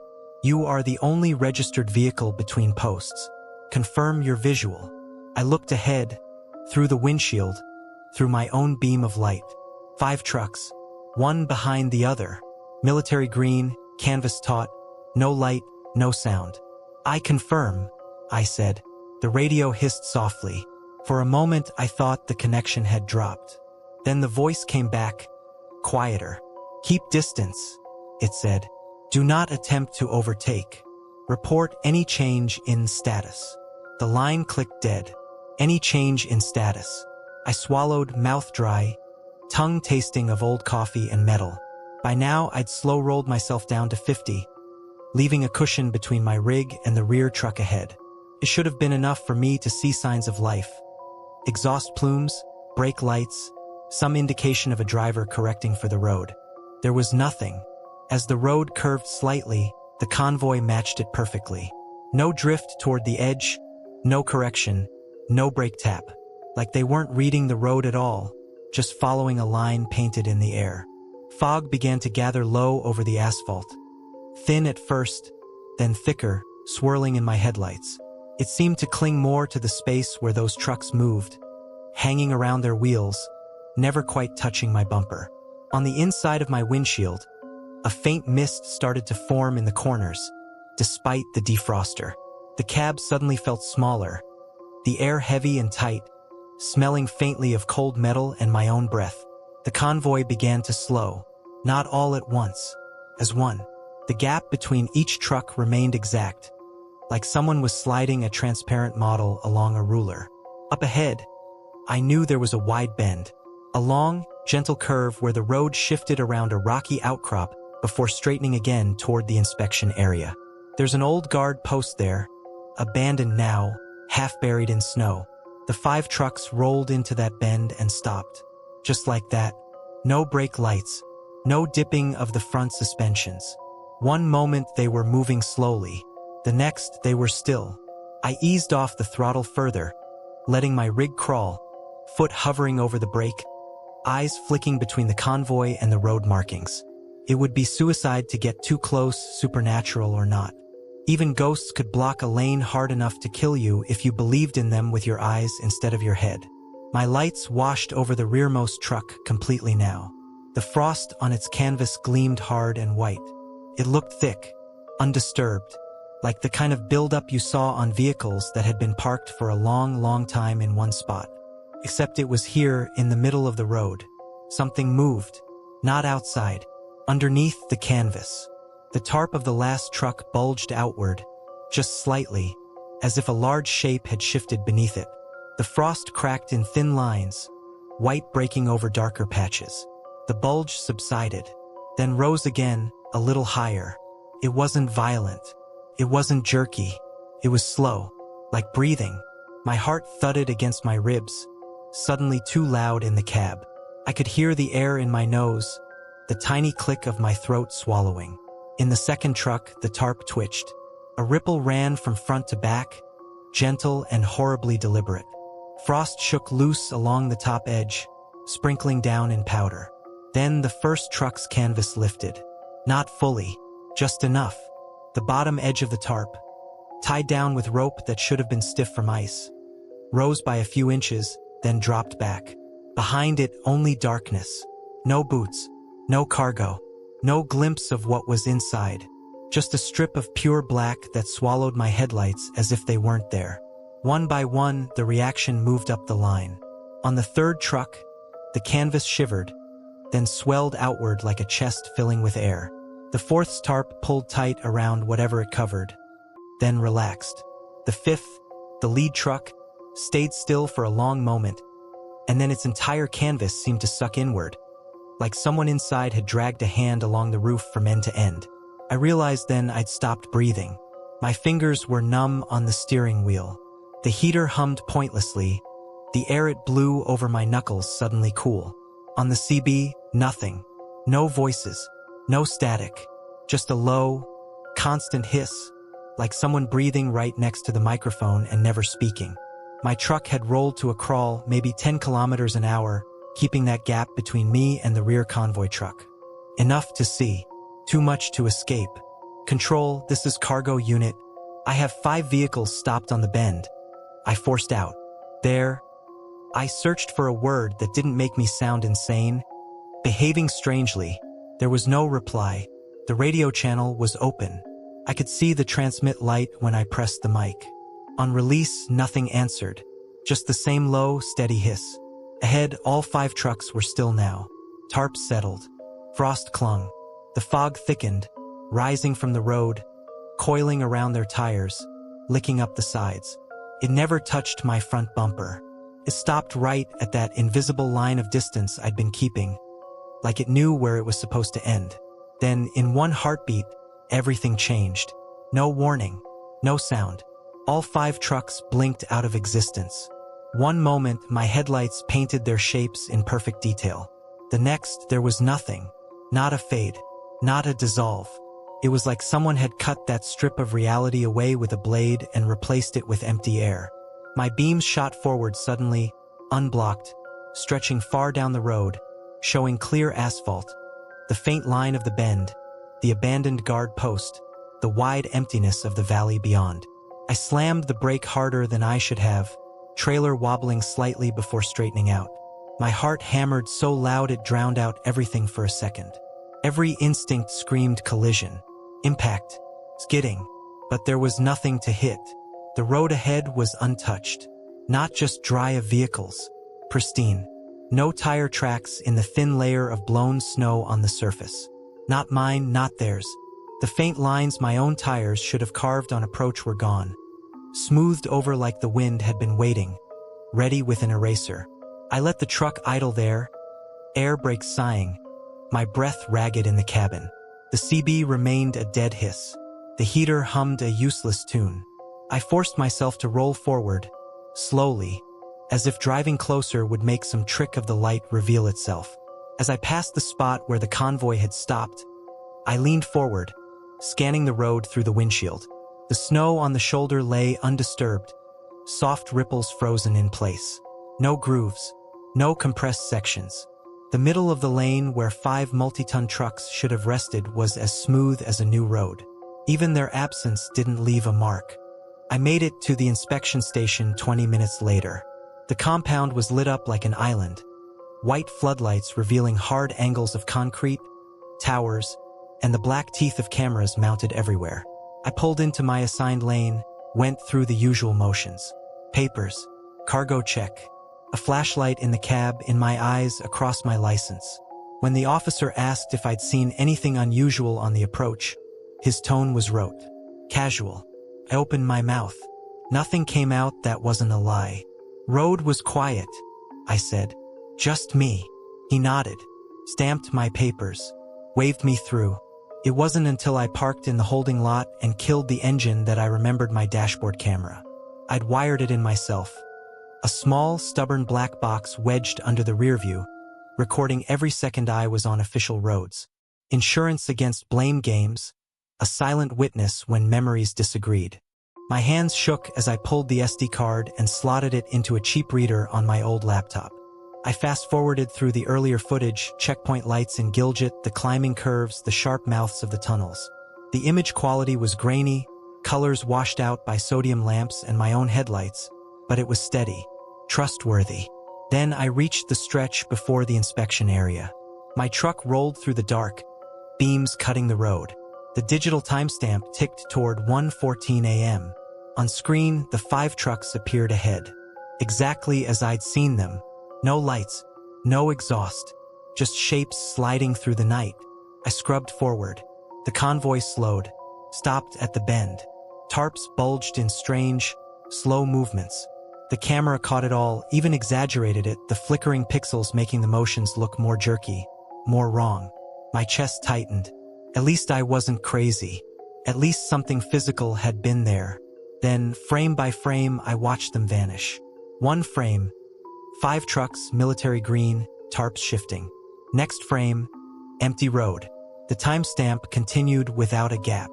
No glitch, no skip time. 1 second there, next second gone. I swallowed, tongue dry, and rewound a few seconds before the disappearance. Ready to play it through again. That's when I saw the first glitch. On the frame right before the trucks appeared, something was wrong with the left side of the image. My driver's window, usually just a strip of darkness reflecting interior LED glow, was pale. A distorted smear of light warped across it. I paused, advanced 1 frame. The smear resolved. It wasn't just glare. It was a hand. A pale, elongated hand gripping the edge of the window frame from the outside. Fingers too long, pressed into the glass so hard the skin flattened, leaving white trails in their shape. The wrist vanished into darkness, but the knuckles were sharp, bone-white, wrong. Next frame, it was gone. The angle was impossible. At that speed, on that road, nothing should have been able to reach up and grab my window like that. No one walking, no one standing. I scrubbed further. Every 20 or 30 frames, there it was again. Sometimes whole, sometimes just the fingertips pressed against the glass. Sometimes smeared down like something had dragged its hand slowly downward as the truck moved. Once, for a single frame, the reflection of the glass caught more than skin.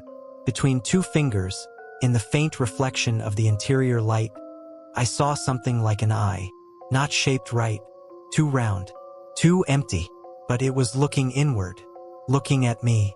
Later, when I tried to show the footage to a tech at a roadside shop, the file corrupted. Just that section. Just that night. The rest of the card was fine. Clear. Normal. That part? Static and black. Audio hiss like someone breathing right up against the microphone. Not saying a word. They say the cameras out there see everything. Mine saw something it shouldn't have. Now, when I head toward the border and the road opens into that long, empty approach, I keep 1 hand on the wheel and 1 finger under the dash, ready to kill the camera if I need to. Because some nights, just before the floodlights of the inspection station appear, the CB will fall silent in a way that's too complete. And in the distance, where the road curves around that abandoned post, I'll see the faint outline of 5 trucks, rolling in perfect formation, moving too smoothly. No lights, no sound, like they're not driving through the world, just through me. I run the northern routes, Hunza, Sost, Kunjarab, enough that the mountains feel more familiar than my own street back home. My truck is an old Hino, green and red, cabin cramped but broken in like an old pair of shoes. Dashboard cracked, heater moody, windshield with that 1 stone chip in the corner that I keep saying I'll fix and never do. The cab smells the same on every run. Diesel, cardamom chai, stale cigarettes buried somewhere under the seat, dust from a dozen different districts. If you've ever driven near Pasu at night, you know the feeling I'm talking about. It's not like the roads near cities. Up there, the dark is heavier. The sky doesn't glow. There are no billboards, no farmhouses with 1 sodium light, no tea stalls open all night with TV noise spilling out. Just the sharp black spikes of the Pasu cones on one side, the river somewhere down in the void on the other, and that narrow thread of tarmac clinging to the rock between them. That night, I was coming up from Aliabad with a light mixed load. Mostly cartons of packaged food, a few sacks of grain. Not heavy enough to pin the truck to the road the way I like. A light load makes you float. It gives the mountain more say in where you end up. It was early winter, late November. The sort of night where the sky is clear but the cold gets glassy, thin, and cruel. No clouds to hold in warmth. The kind of cold that makes rubber stiff and diesel thick and the air from your own lungs feel too sharp in your chest. I left Karimabad later than I should have. A delay at the go-down. Papers. One thing after another. By the time I rolled past Hussaini, it was already past midnight. The road was empty. Even the dog that usually lurks near the bridge was nowhere to be seen. The heater in the Hino was doing its best. It blew air that was warm enough for my fingers, but my feet still felt like someone had nailed blocks of ice to them. The fans whirred under the dash, pushing air that smelled faintly of hot dust and old coolant. Outside, my headlights cut a narrow path through the dark. White beam on gray tarmac, then pure black just beyond. The Pasu cones were only visible as jagged shadows hiding half the stars. The guardrail on the riverside winked in and out of view, the metal dull and pitted where the reflectors had given up years ago. I had the CB on low, mostly out of habit. It hissed and crackled quietly, the occasional voice coming in from God knows where. Some trucker far behind, some road maintenance guy checking in. Nothing steady. Nothing that sounded like company. The asphalt near Pasu can be tricky in winter. The surface looks dry, but the river throws spray on the curves. And in this cold, that spray turns to invisible glass. Black ice. It's the silent killer up here. You don't see it until you feel the steering go light. I was doing maybe 50. Not slow, not fast. Comfortable. My hands rested at 10 and 2, palms feeling every micro-vibration through the rim. The engine hummed in a low, steady note. The chassis thrummed beneath me in a pattern I knew better than my own heartbeat. Then half a second of wrong. Started as a change in sound. The tire's low hum against the asphalt changed to something softer. A whisper instead of a growl. The steering went featherlight, just enough to make my fingers tighten instinctively. Black ice. I was already on it by the time my brain caught up.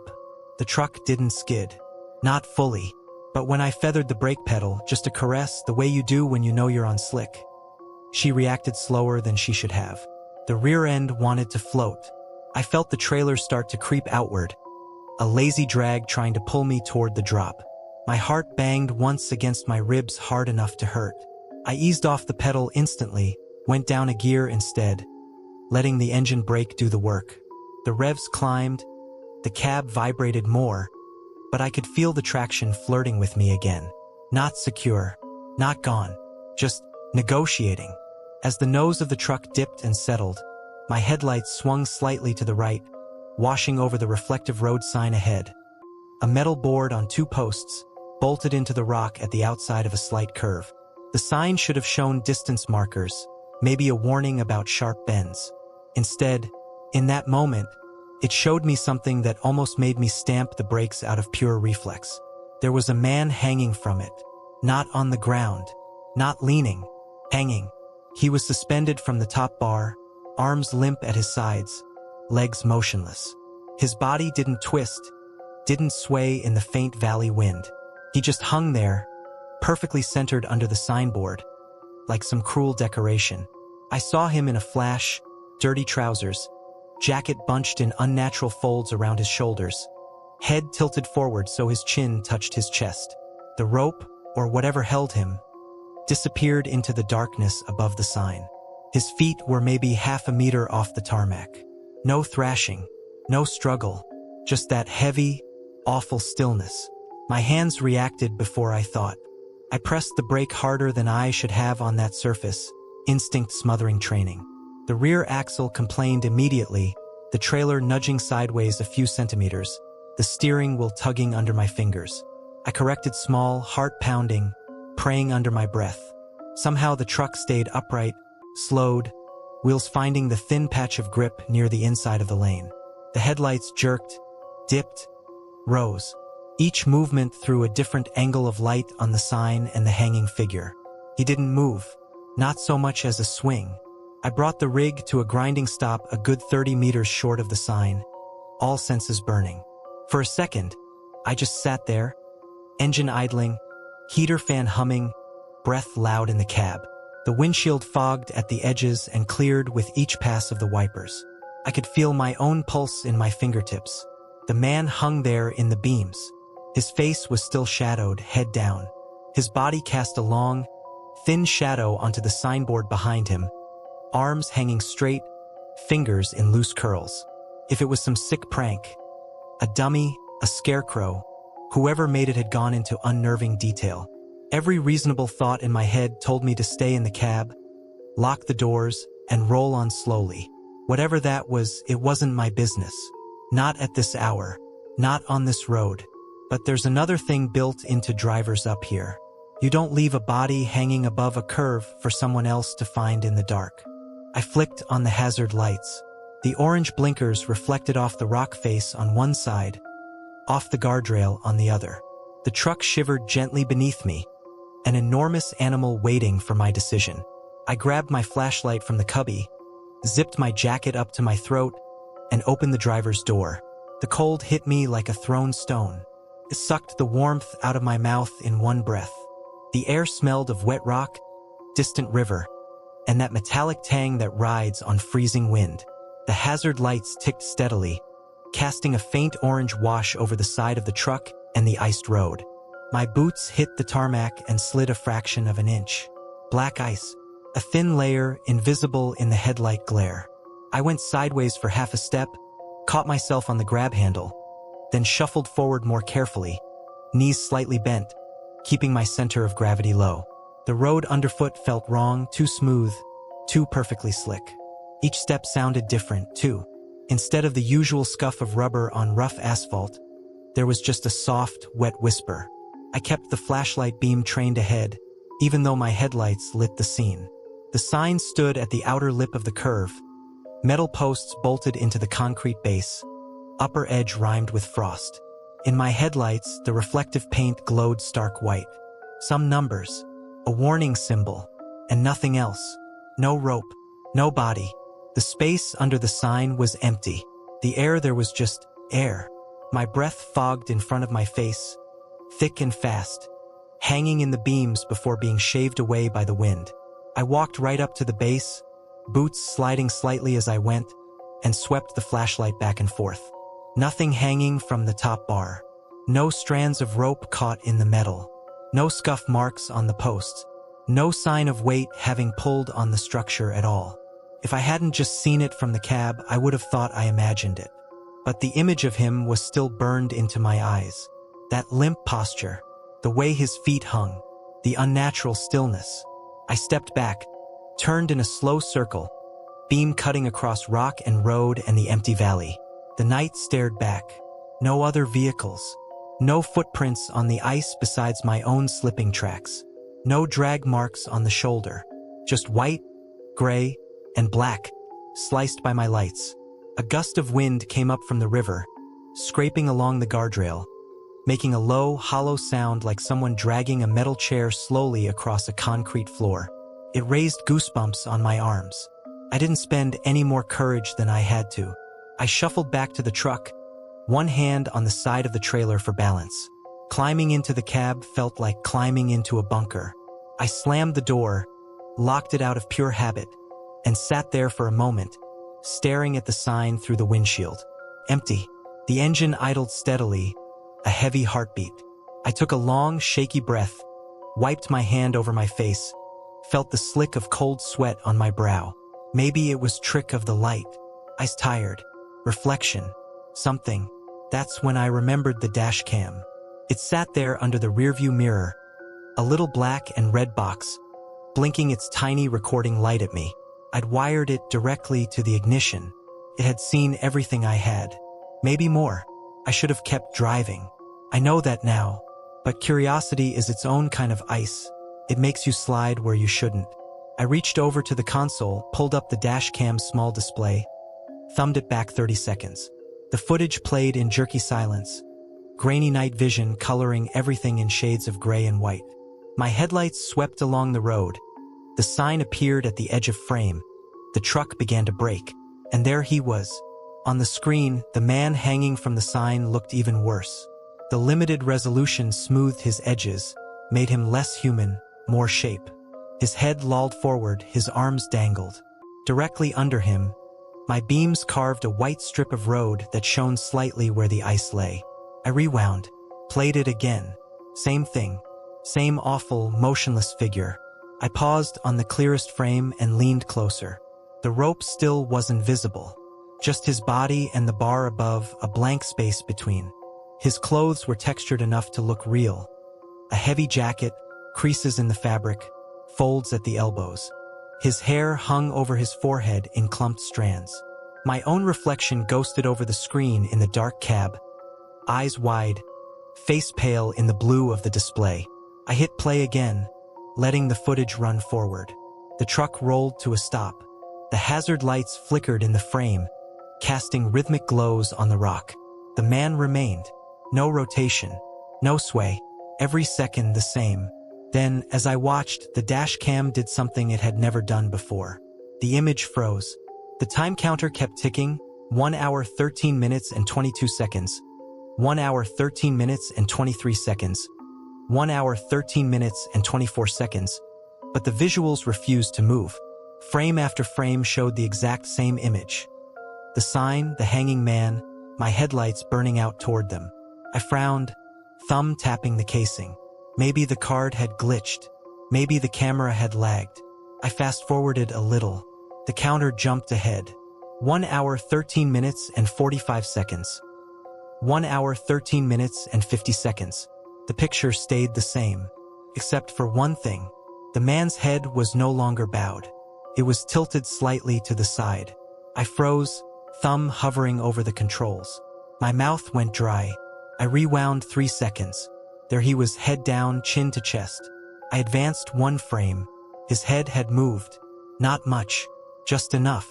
His chin lifted a fraction. Shadow under it thinning. The dark shape of his hair shifted. Frame by frame, I stepped through. Each click of my thumb moved the counter by a single frame. Each frame, his head rose a little more, like someone was slowly pulling a string attached to the crown. The rest of his body stayed motionless. The world around him, the road, the rock, the beam of my lights, remained frozen, as if time had stopped for everything but that one part of him.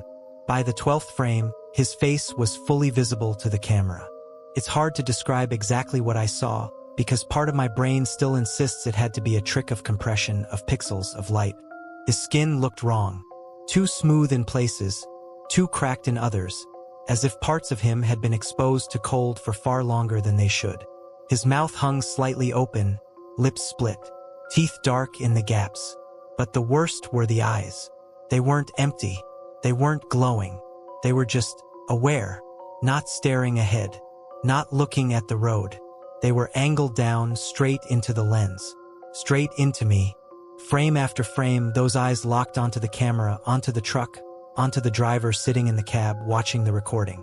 On the final frame, before the footage cut to static, the corners of his lips pulled back, just a little. Not a smile. Not exactly. More like the beginning of recognition. The screen went white with snow. Digital snow this time. Blocks of gray and black fuzzed the video. The time code freezing at 1 hour 13 minutes and 59 seconds. The recording picked up again a minute later, showing an empty road, an empty sign, my truck inching forward. The dash cam light blinked steadily, innocent. They told me later at a little electronics shop in Gilgit that the file was probably corrupted by low voltage from the cold. That the sensor can lag, freeze frames, create illusions. That faces get distorted by motion blur all the time. Maybe they're right. But when I drive past Pasu now, and the road signs loom out of my headlights on those black stretches, I can't help it. My foot eases off the accelerator. My eyes avoid the top bars. Because in the curve of my windshield, in the faint reflection on the glass, sometimes I'd swear I see a shape hanging just at the edge of the beam, perfectly still, waiting to see if I'll brake hard enough to look again. I've been driving long enough to know that most so-called haunted stretches of highway are just places where bad engineering and bad luck meet. Night Ridge is different. That's not the official name, by the way. On the map, it's just a sequence of hairpins carved into the side of a mountain pass. Old rock, unstable slopes, a river gnawing at the base far below. But every driver in this region calls it Night Ridge, because if something goes wrong up there after dark, you don't always make it to morning. I run a standard rig. White cab, 6x4, 40-foot container.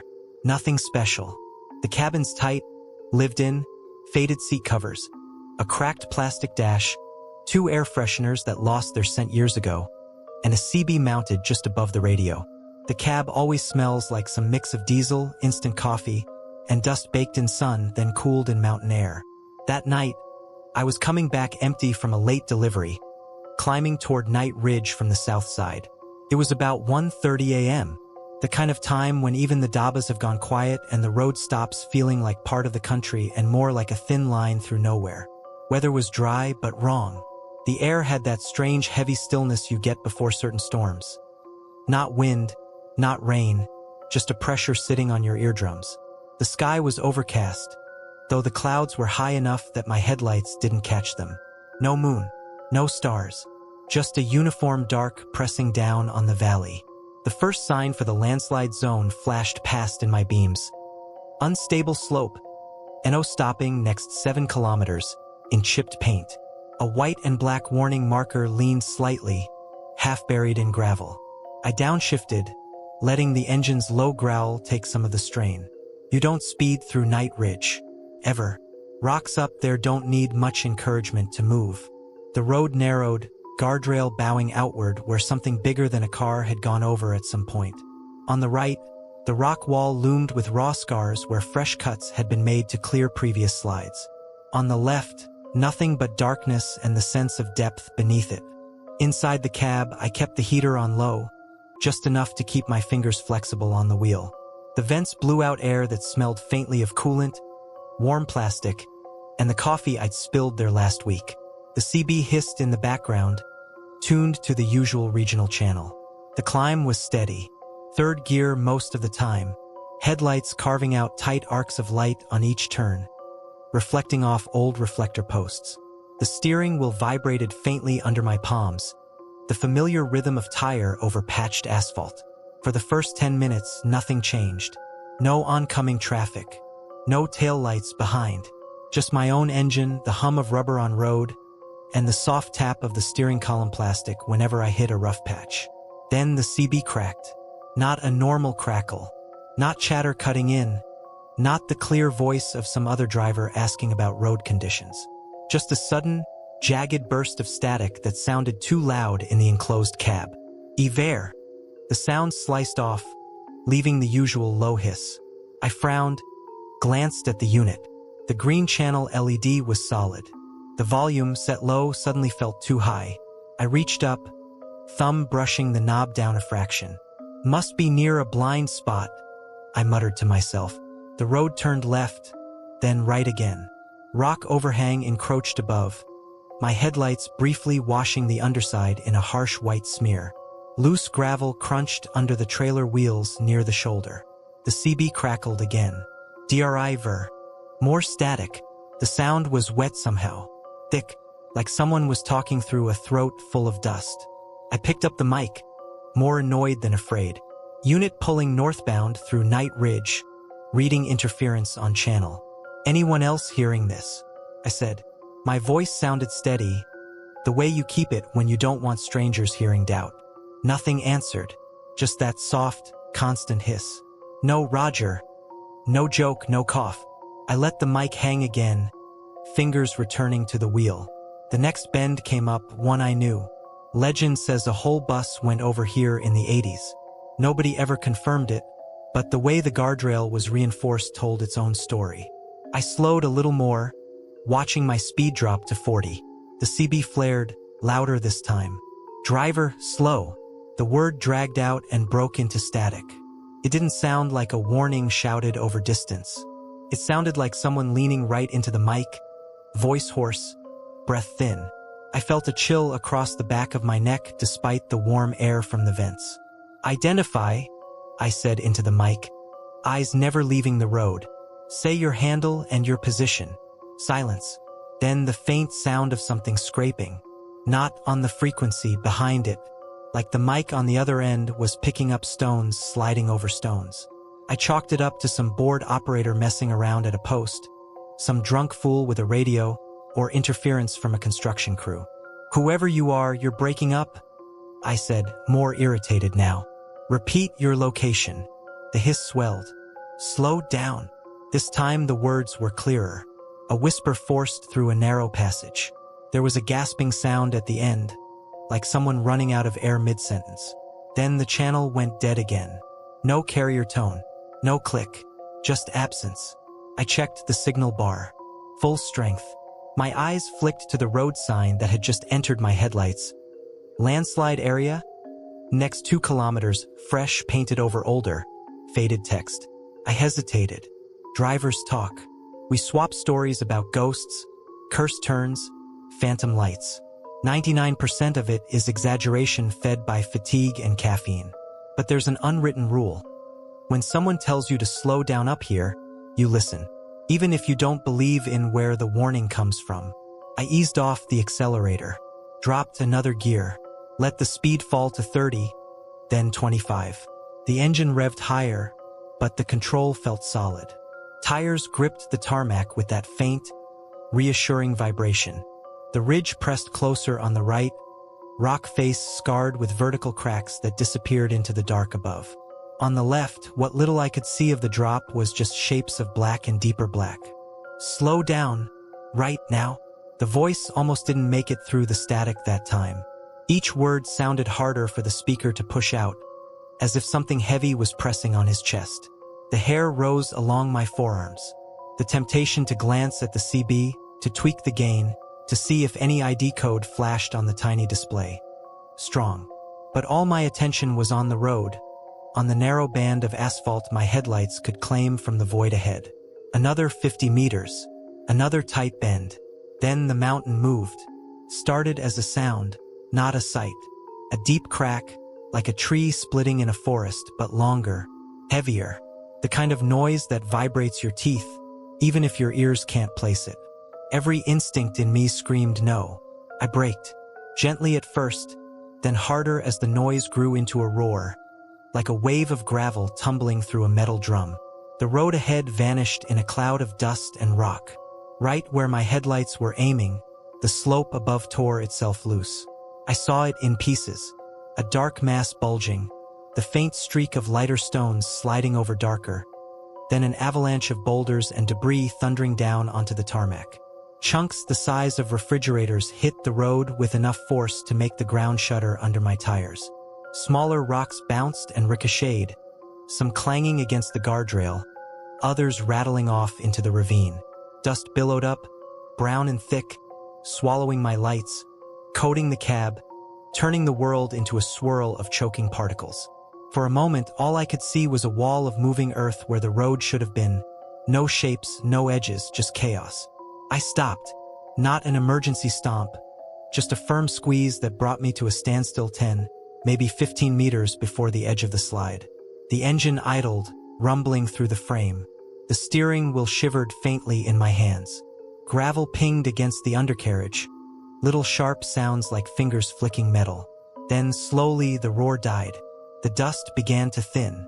Through it, my beams picked up fresh rock piled across the road. An uneven barrier stretching from cliff wall to broken guardrail. Big boulders on top, smaller stuff packed underneath. No way through. Not for me. Not for a bike. My pulse thudded in my neck, loud enough to drown out the heater fan. If I'd kept my original speed, if I'd been where I should have been on that timeline, that entire mess would have come down on top of my cab and engine. The CB crackled. I jumped at the sound. "You're safe." The words were faint, each syllable wrapped in static, but they were unmistakable. There was something like a breath after them, a long, rough exhale, and then a click. The channel went dead. No hiss now, no background noise, nothing, as if someone had turned the whole band off. I sat there in the cab, fingers locked on the wheel, staring at the fresh landslide. The rock face above still glistened in places where stone had sheared away, raw wounds reflecting my headlights. Dust drifted down in lazy curtains from ledges higher up, each particle shining briefly before vanishing into the mess below. When I finally remembered to breathe properly, I grabbed the mic with a hand that didn't feel like it belonged to me. Night Ridge, kilometer marker 27, northbound, I said. Fresh slide across both lanes. Road blocked. No injuries. Need crew. My voice shook once mid-sentence. I hoped whoever heard it blamed the radio. Static. Then, after a moment, a different voice. Sharp, alert, full of life. Copy that, northbound unit, the dispatcher said. You the only one there? Affirmative, I said. Was. Almost wasn't. He didn't laugh. I was grateful for that. I killed the engine. No point running it while stuck. The cab plunged into near silence, the sudden absence of vibration making my ears ring. Only the tick of cooling metal and the faint whisper of dust sliding somewhere out in the dark remained. I waited. Red hazard lights flashed on the rock, slow and steady, the only heartbeat in the valley. It took them nearly 40 minutes to send a patrol up from the nearest station. In that time, no other vehicles came past. The mountain was quiet again, like it hadn't just tried to crush me. When the patrol jeep arrived, its blue beacon washed the scene in cold pulses. 2 officers climbed out, breath clouding in the cold air. They swept their flashlights over the slide, over my truck, over the scuffed tarmac where my tires had skidded just slightly. You were lucky, one of them said low. 5 meters more and you'd be under that. Yeah, I said. My mouth felt dry even using that one word. We did the usual paperwork. Position, time, description. They radioed it in, called for a road crew, redirected any approaching traffic. Routine considering what had almost happened. It wasn't until we were nearly done that I mentioned the radio call. There was a warning, I said. On the CB, someone told me to slow down. Twice. Same voice. The older officer, a broad man with a lined face, paused mid-signature. He glanced up at the CB mounted in my cab, then at me. Which channel? He asked. I told him. His expression tightened. What exactly did he say? He asked, quieter now. I repeated it. Driver, slow down. Slow down right now. You're safe. You get a handle? A call sign? He pressed. No, I said. I asked. He didn't answer. Just static. The officer exchanged a look with his partner. They didn't say anything for a second, but something passed between them. Not surprise exactly. Recognition. What? I asked. Some local dispatcher playing games? He shook his head once. That channel used to be monitored by a rescue driver based at Post 9, he said. He ran night patrols through here, pulled out stranded cars, warned about slides. 2 years ago, Big One came down during a storm. He nodded at the fresh rubble in front of us. Worse than this, took him and his jeep with it. We dug 3 days before we found what we could. The wind lifted then, sending a soft drift of dust over the top of the slide. It hissed along the rock, a sound not unlike radio static. After that, they reassigned the frequency, the officer said. No one's supposed to be transmitting on it now. Not from our side. My eyes went to the CB. The little green LED glowed calmly. The channel indicator sat on the number he'd just mentioned. You're sure it was that band? He asked. I nodded. He let out a slow breath. You're not the first, he said, almost to himself. Last winter, one of our own trucks swore someone told them to stop right before a fall. Same phrasing, same channel. He closed the logbook with a soft snap. Officially, he said, voice returning to its normal tone. You saw some loose rocks and stopped. You were cautious. Good driver. That's what I'll write. Unofficially, I asked. He looked past me, out toward the slide, toward the dark slope above. Unofficially, he said. Maybe some people stay on their channel a little longer than their shift. They cleared the road by noon the next day. By then, the story had already grown a few extra details among the road crews. how big the rocks were, how close I'd been, how I'd felt something before the call. That's how rumors begin. The recording on my CB, though, that stayed the same. I played it later in a quiet corner of a dhaba, ear pressed close to the small speaker. Static, the distant hum of my engine. Then, faint, a strained whisper. Driver, slow. A pause. A sound like gravel grinding. The distant echo of falling stone. Slow down, right now. And after the roar of the slide, after my own shaky report, that last line. You're safe.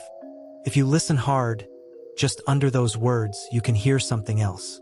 A rumble that might be another rockfall, or might be a voice that never stopped calling warnings in the dark. I've driven Night Ridge a dozen times since. I still keep the CB tuned to working channels, still rely on voices I can't see to tell me what's around the next bend.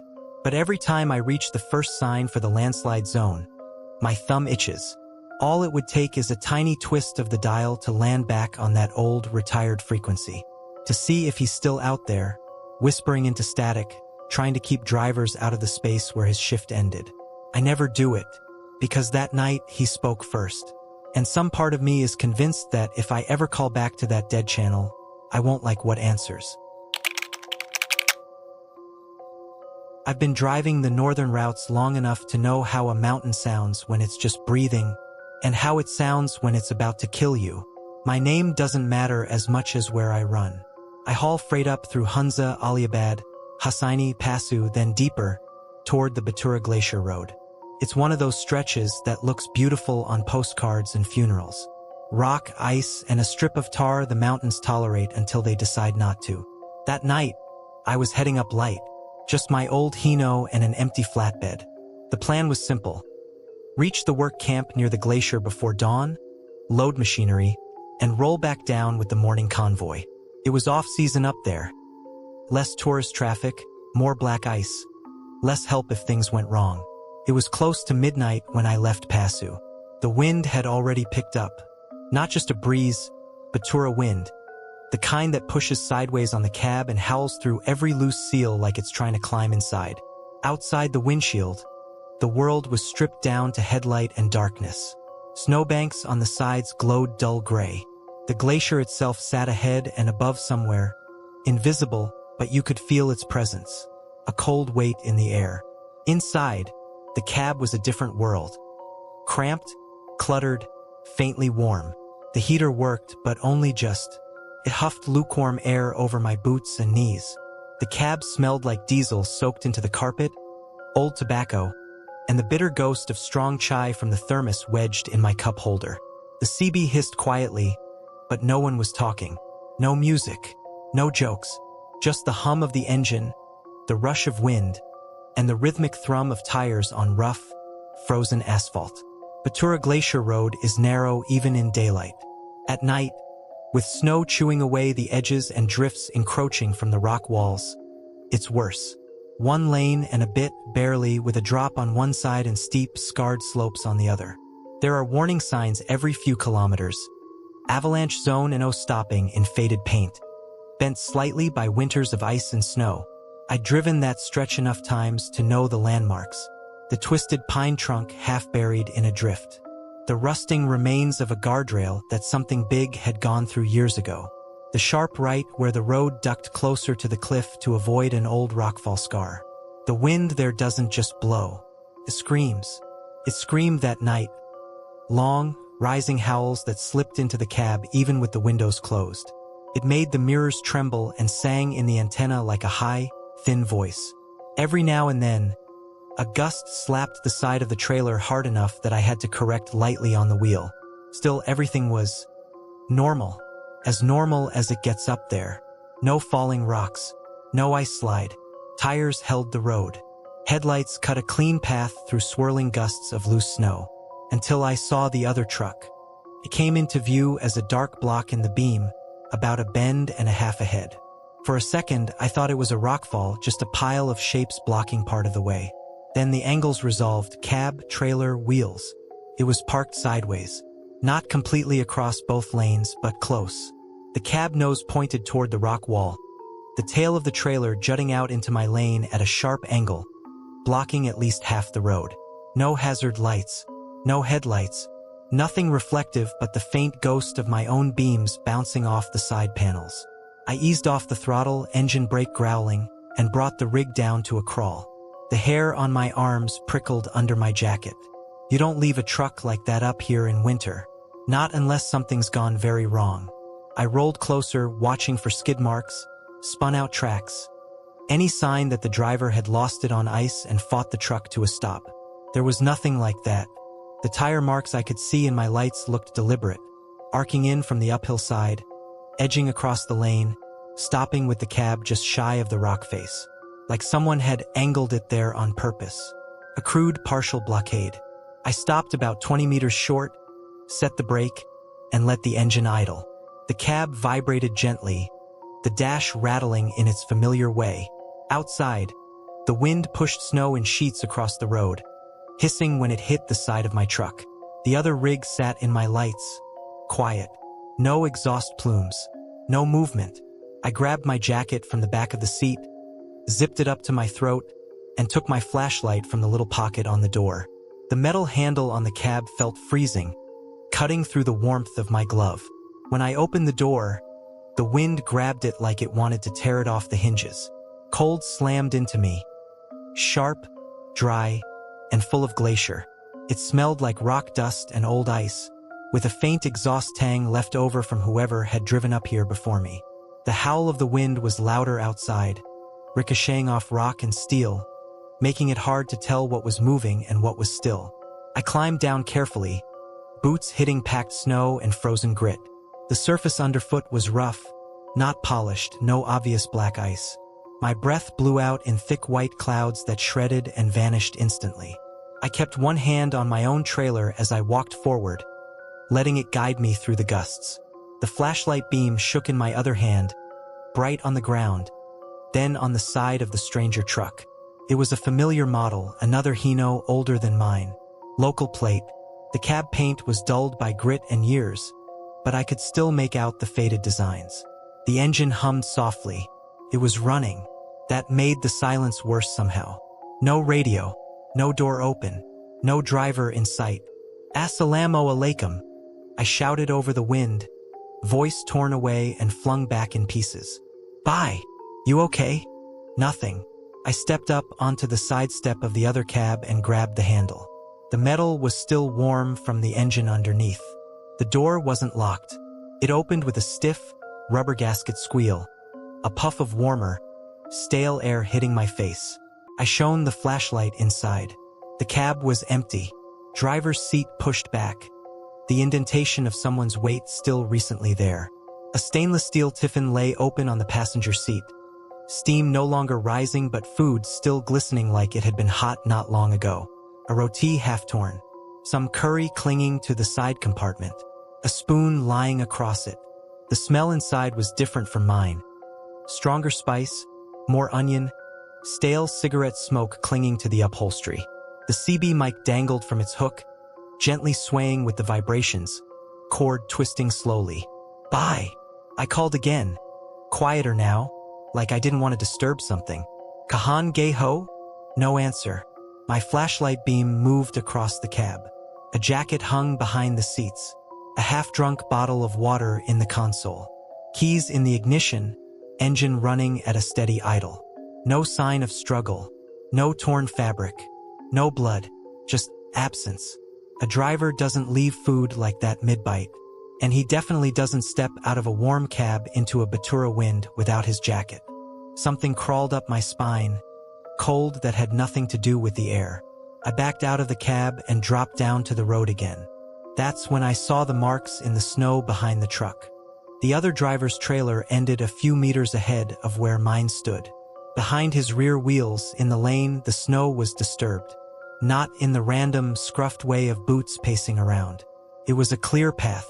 2 parallel furrows, spaced about shoulder width apart, digging into the snow with alternating scuffs where heels had dragged. Drag marks, as if someone had been pulled on their back.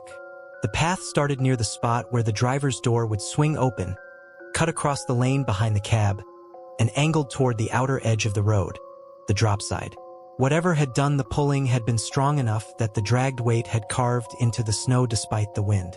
I walked slowly along the trail, my boots crunching beside it. The flashlight beam picked up details my headlights had washed out. The imprint of shoulders here, a handprint clawed in vain into the surface there, fingers having dug in and failed to hold. The wind tore at my jacket, flapped the edges against my legs. It crowded in around my ears, making it hard to hear my own footsteps. I told myself it could have been a rescue. Maybe the driver had collapsed. Maybe someone had pulled him toward the safer side and I was misreading the direction in the chaos of snow and shadow. Then I realized something simple. The trail went the wrong way. It headed toward the cliff, not the rock wall side. The drop. I followed it another few meters, stomach tight, eyes scanning ahead.